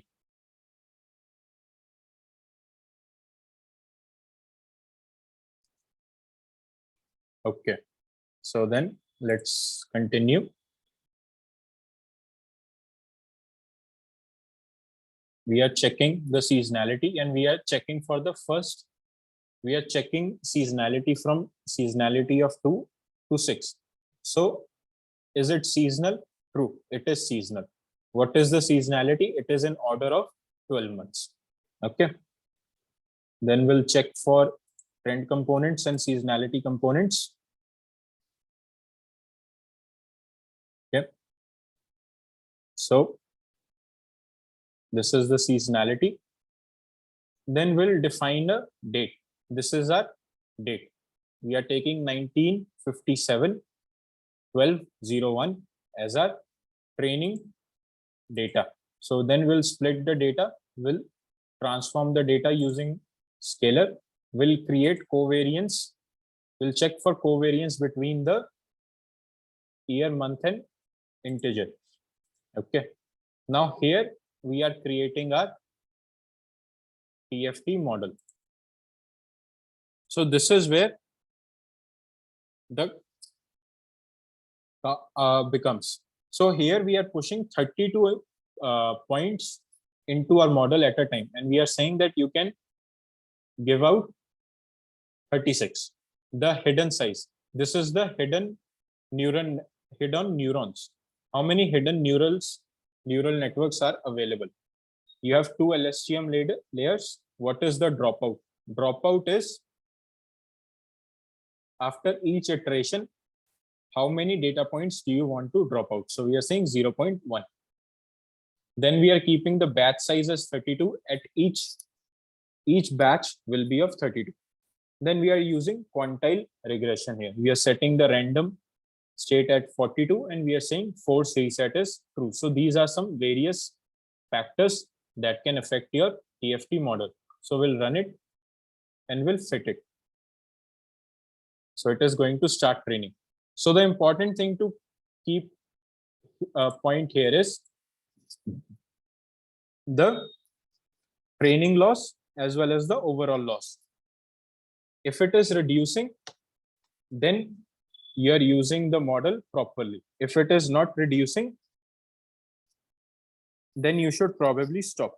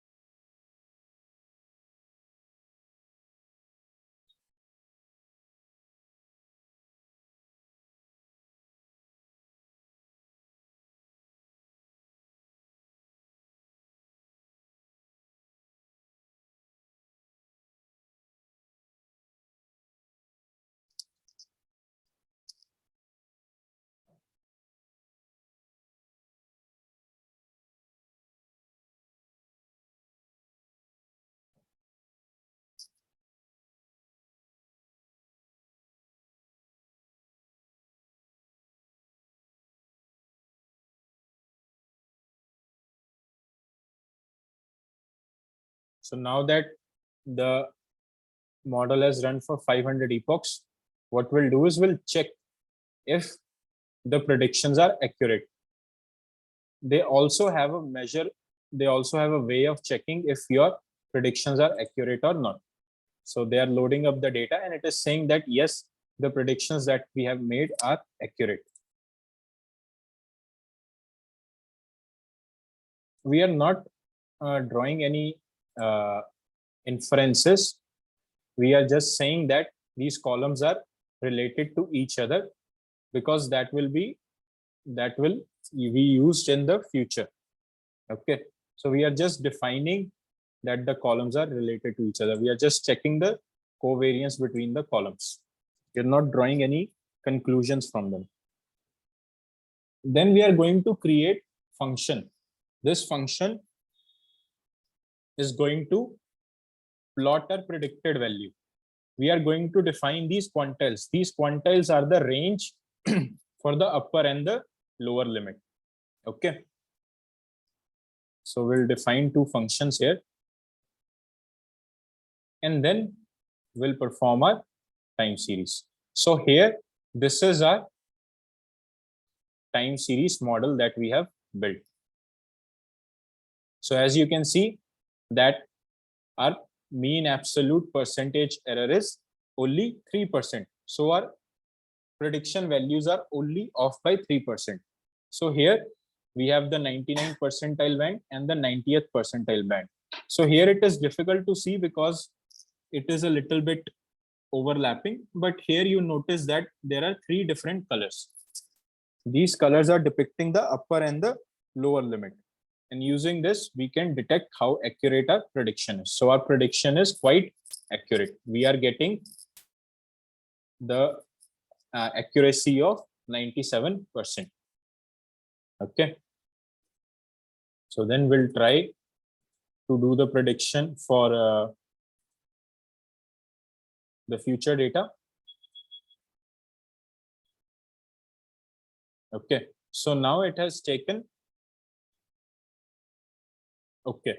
Now here we have taken 3 years of data and we are trying to make the prediction on it. Now here, as you can see, the predictions are more visible. So we are focusing on this teal line here, this sort of line that is here. I'll change the color to maybe red, so it is easier to see. So we are focusing on this red line. As you can see that the red line is able to capture the data trend quite accurately. It is able to also capture the seasonality quite accurately. Okay, so this is TFT. So as you can see, we have looked at, for example, we have looked at FB profit. Now FB profit,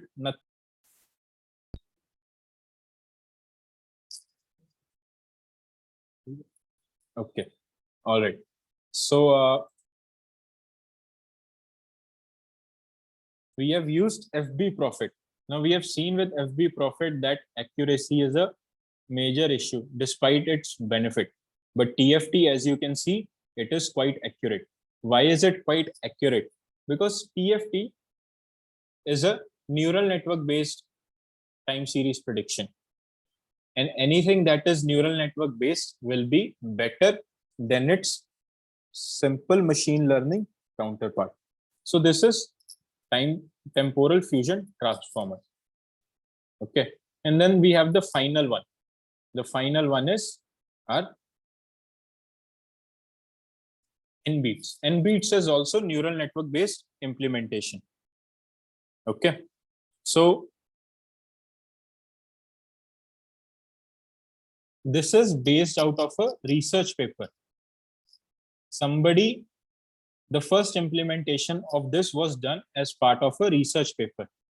Okay, so like I said, there is a M4 forecasting challenge. So NBeats was able to beat the winner of this forecasting challenge by 3%. Okay, so this forecasting, what do you call it? Forecasting winner used, what do you call it? RNN plus exponential fault smoothing.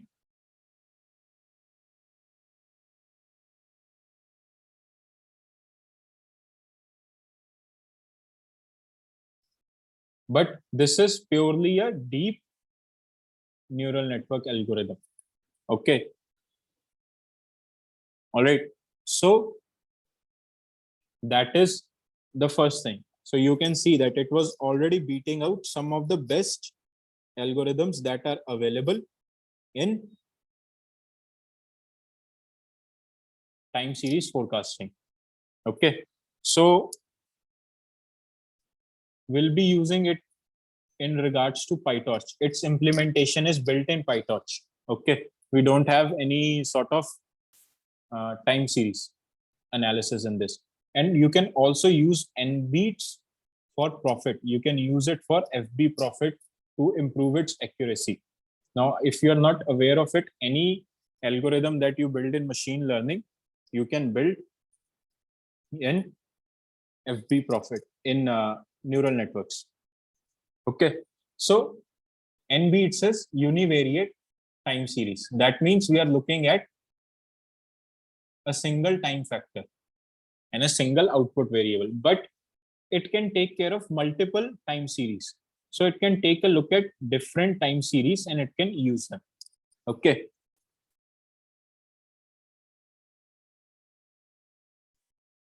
So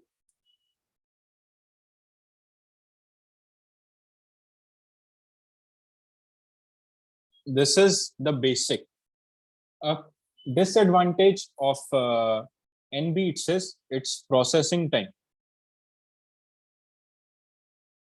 Sometimes the neural networks can take a lot of time to train. When I was building this model, when I was trying to prepare for this model, it took me around 2 hours to train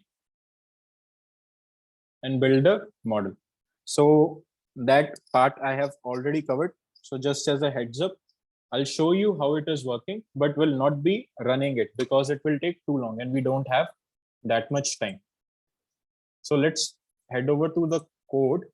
And in code, will explain a few more things.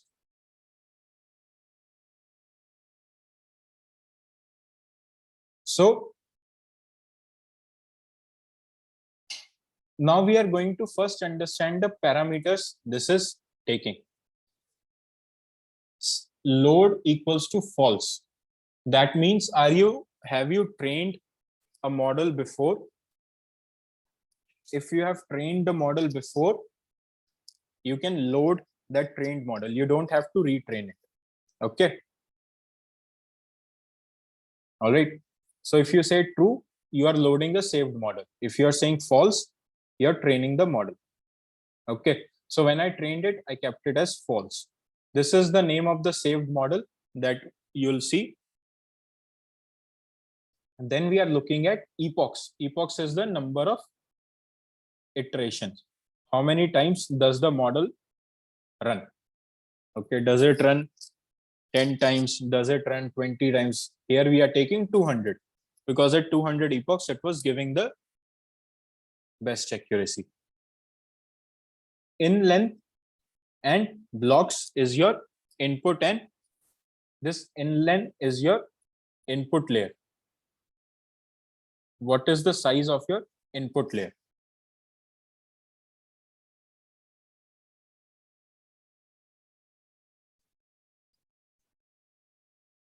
Okay. Then we are checking the output layer. The output, we are getting one output. So we have a single node in the output layer. All right.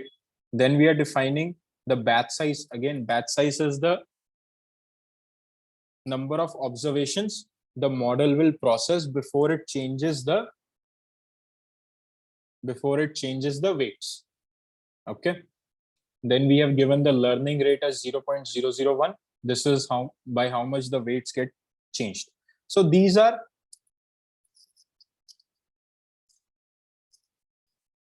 some basic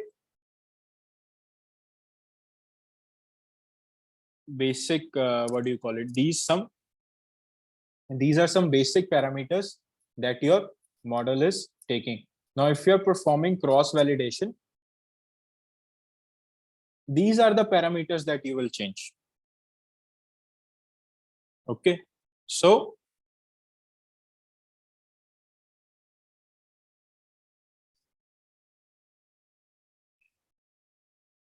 we will account for these parameters. So let's move forward. So will you run these parameters? First, you run the libraries. So here, as you can see, that we are using darts again. We are not directly implementing NBeats. We are using darts to implement the NBeats model. And then we are defining our parameters that we want to change. Okay. So this is our data set. You're looking at energy data and weather data. So let me open up the data set.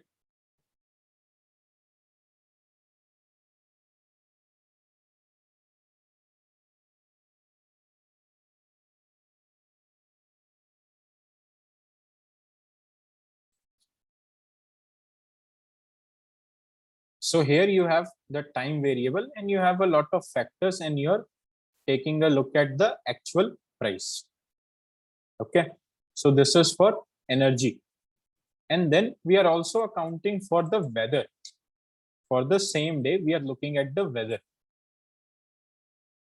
Okay, so this is a Spanish data set. We are looking at Spain's weather. What is the weather in Spain at the same time? So we are trying to build an accurate model that will account for weather in Spain.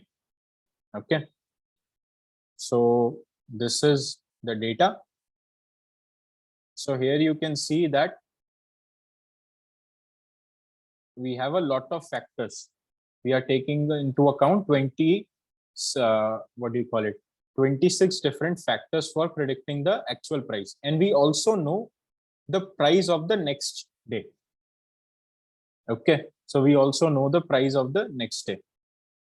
Then we are performing the date time, and then we are taking a look at the missing values. How many missing values are there?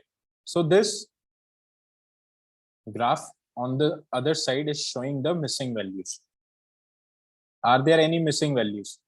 No. Wherever,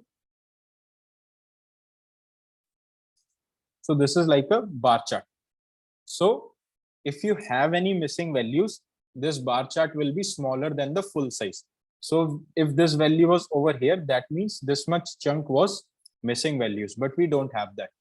We only have missing values completely for 2 columns: forecast of wind offshore and generation by hydro pump. Okay, so this is based on the data set. So we just have these 2 missing values. Then we'll drop the NaN values. Oops, I'm not supposed to be running it. Okay, we'll drop the NaN values and then we'll check for the missing values again. We'll rename the columns just to make it easier for us to understand. So here you can see that now we are taking 16 columns. This is the describe. So you can take a look at the mean, the standard deviation, the maximum values, all those things. Okay, we'll convert it to float 32 to save space. So this is our data. This is the time and this is the price data. Okay. As you can see that we have a lot of data. So it is a little difficult to read, right? We have a lot of data, so it is a little difficult to read. So far in this data set, we have done EDA and we have done pre-processing. For pre-processing, we have done missing values, we have removed missing values, and we have done duplicated values. If there are any duplicated values, we have removed them. Okay.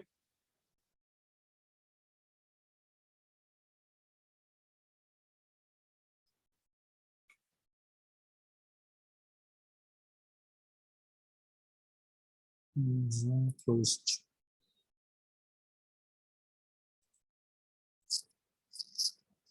Just give me a minute, my Zoom crashed.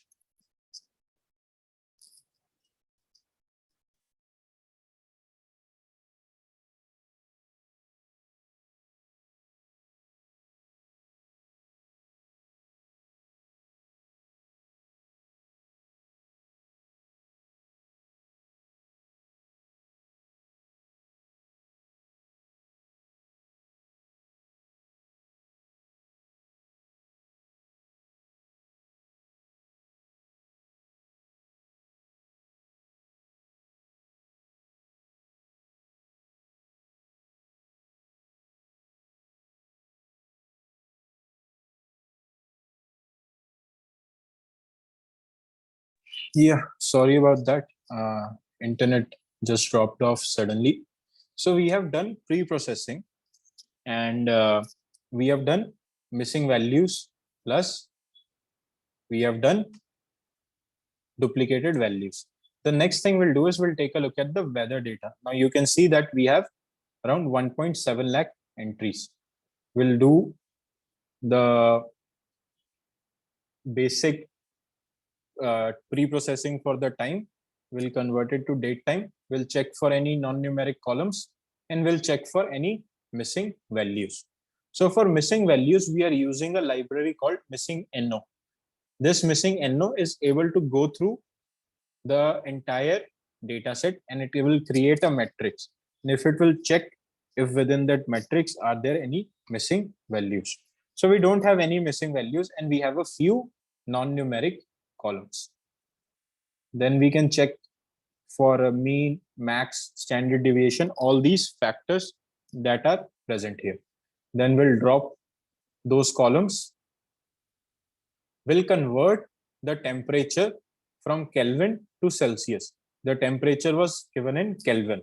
We have to use it in Celsius. Then again, we'll convert them to float 32 to save some space. That's it. All right. This is the outliers. This is the air pressure.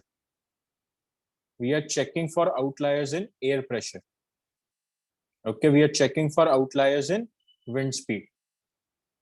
So this is the box plot. So as you can see that we have outliers present in temperature, in the minimum temperature, the maximum temperature, basically everywhere we have the outliers present. Here, the box plot is very small. So we have some outliers here. So maybe that is not actual data. That is probably some sort of incorrect data that was present. Okay. Or we can use the distance plot. So whichever points are above the line, they are outliers. Okay.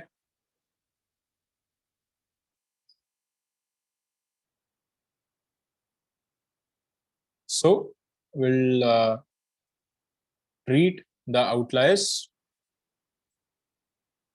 and then we'll check for the starting and the ending time. All right. Then we'll check for the cities. So we have 4 cities. We have Valencia, Madrid, Bilbao, Barcelona, and Seville. So we are looking at data for 5 different cities. We'll check for any duplicated values. So we had some duplicated values, we dropped them. Okay. So now what we are doing here is we are checking how many entries for each column we have for each city. So as you can see that we have 35,064. Okay. Then we are checking for weather. How many entries we have for the weather in each city? We have again 35,064. Okay. We'll create a weather related data frame for each city.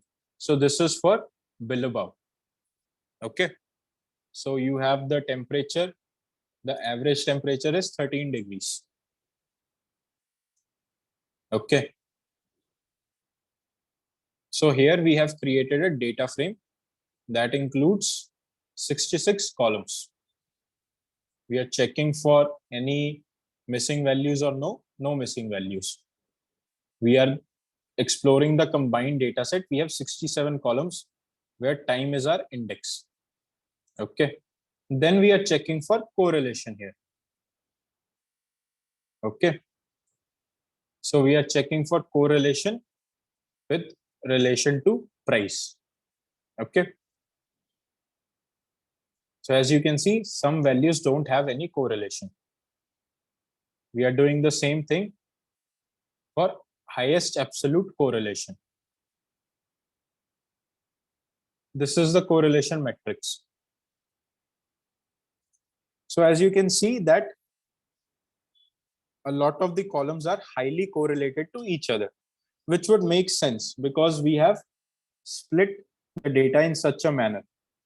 Okay. So a lot of these columns are highly correlated to each other. So then what we are doing is we are only taking the columns that have at least moderate correlation.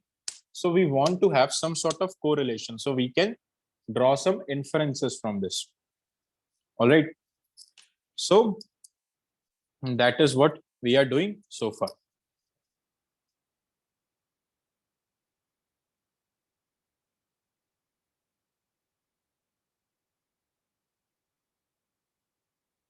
The next thing we'll do is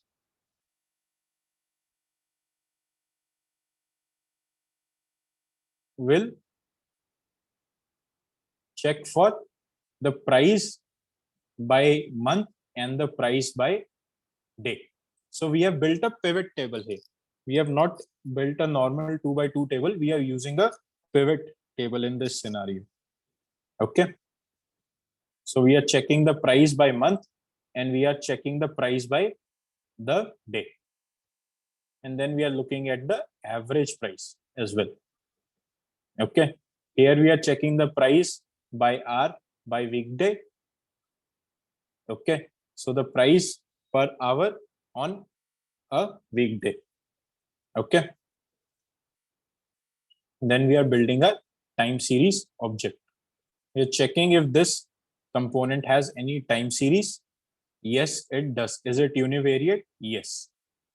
So these factors are external factors. These are components, external components. Okay. So this is not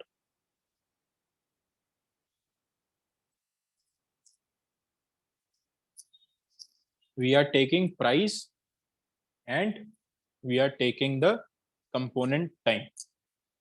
Okay. Then we will train our data. We'll split our data, we'll transform our data. This is the final outcome.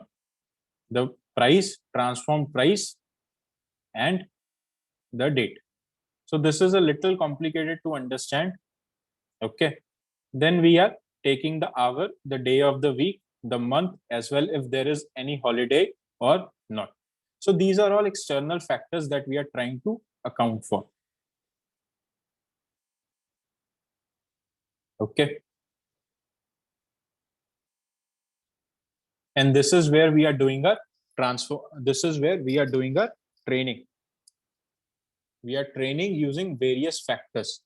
Now, this is a purely deep neural network architecture that we are using, but the concepts are still the same as our other concept. Now, if we are trying to train this model, it would take a few hours, but we don't have that few hours available to us. So instead, we'll just directly check it. So after training the model, we are checking for the accuracy. The accuracy is the mean absolute percentage error here is 6%. So we are getting around 94% accuracy, roughly 94% accuracy for our data. Okay, so in a way, NBeats is also quite a good algorithm. But the trade-off here is that if you're using TFT or NBeats, you need to have some knowledge of deep neural networks. That means you need to have some knowledge of AI concepts. Okay, only if you have this knowledge,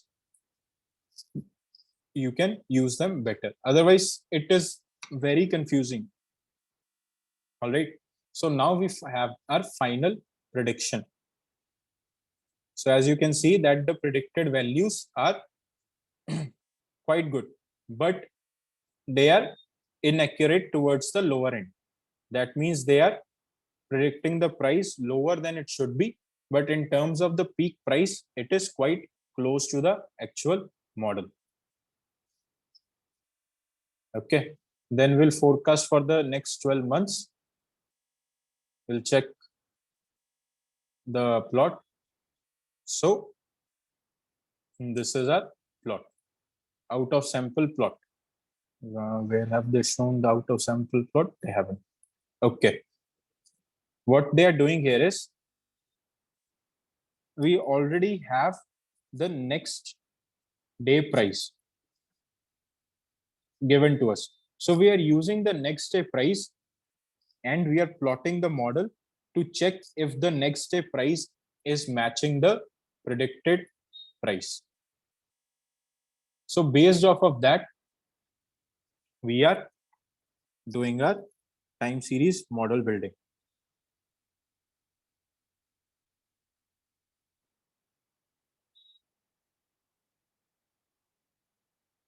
Okay, so this is NBeats. Like I said, it can be a little confusing. So aside from this, we also have deep AR, that is Amazon's autoregressive model, and we have space-time transformer. So I would encourage you guys to explore these algorithms. Again, just as a heads up, these are neural network based algorithm, deep neural network based algorithm. So you need to at least have some basic understanding of AI for you to get it. But if you are looking for purely ML algorithms, then we can look at varmax and its variant, sarimax and its variant, and we can look at FB profit. So that is all I have from my side for today.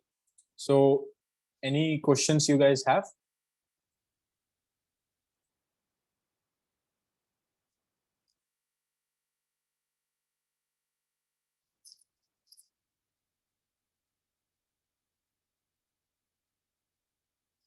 Okay, looks like no question. So thank you everyone for joining. Yeah, And sir. yes, go There ahead. we took covariance, right? Why do we take only covariance? I mean, I've seen like multiple models where we take only covariance. Why don't we take correlation there? So what we are trying to do is we are trying to check, right, the dependency between two columns. That is covariance, right? Yeah. Okay. Yes. So Like we are, correlation. Oh yeah. go ahead, go ahead. Yeah. You were saying Correlation something. also like by using correlation also you'll get that along with metric, right? See, covariance is going to give us the direction of the direction of the, what do you call it, the variables. So we are trying to check the direction. We are trying to make sure that the direction is, you know, content, the direction is moving towards the same side. Everything is moving towards the same size. Okay. But So- in that, yeah. Yes, sir. Good. Sorry. So Yeah, we are but- not, it's like actually we are not checking for the strength of the strength of the movement. We are only interested in the direction. We are only focusing on direction. Okay, we are not looking at the strength. Now you know that when we are taking correlation, we are also getting the strength of it, right? Yeah. Yeah, so we are only focusing on the direction. So that's why we are using this. We use correlation as well when we are working with lag-based models. You remember autocorrelation factors, right? Yeah, yeah. Yeah. So when you are working with only lag-based models, you're taking correlation. If you're working with other models, you're using covariance just to measure the direction, the movement of the variables. Okay. Okay. Like instead of covariance, if we take correlation also, that doesn't affect, right? It should not have too much effect on it. Yes, you can try with different correlation, but mostly based on industry practice, we try to stick with covariance. Okay. Yeah.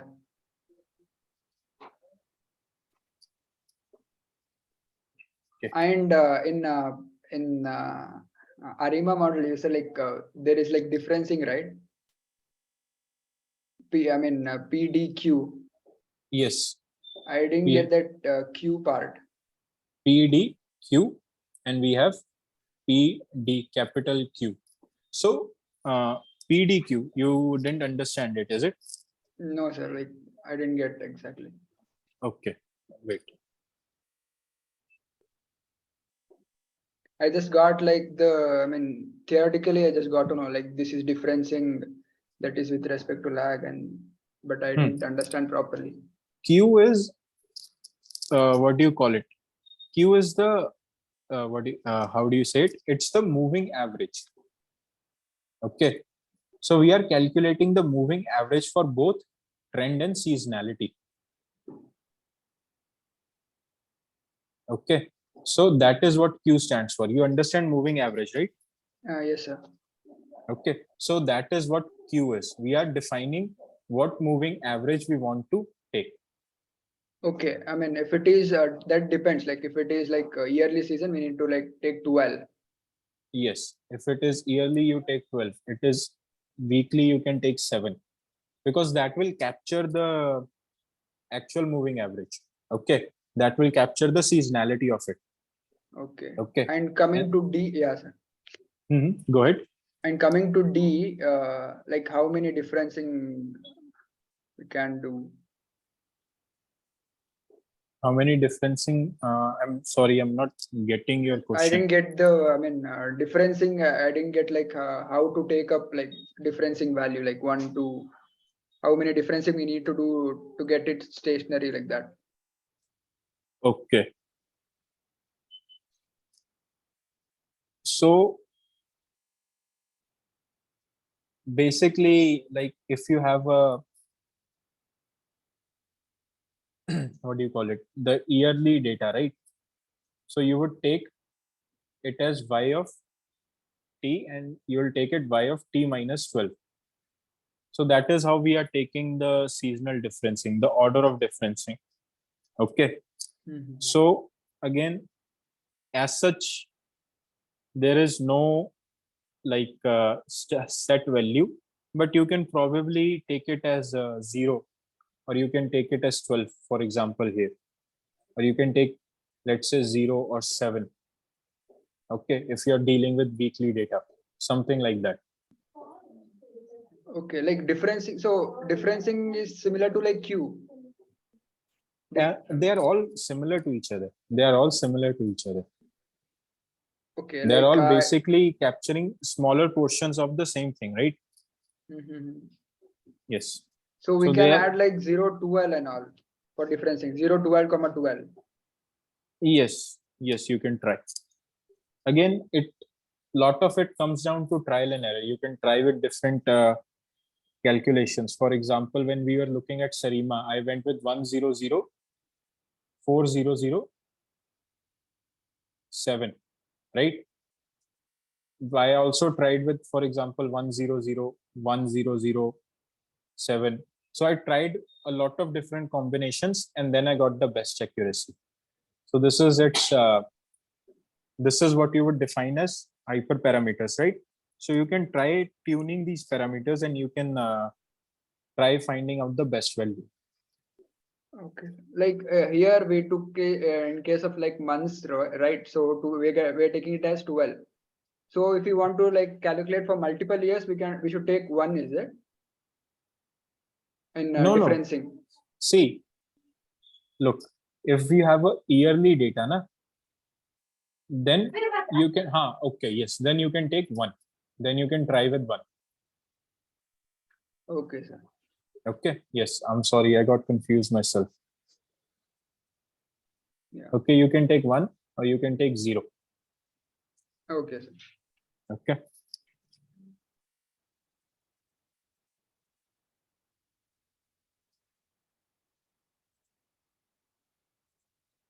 Okay. All right, guys.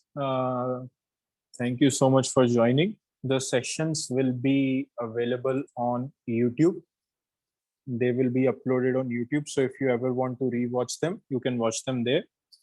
And as for the codes, I'm not quite sure where it would be available. I'm not sure if it will be made available or not, but you can probably write the codes from the videos itself.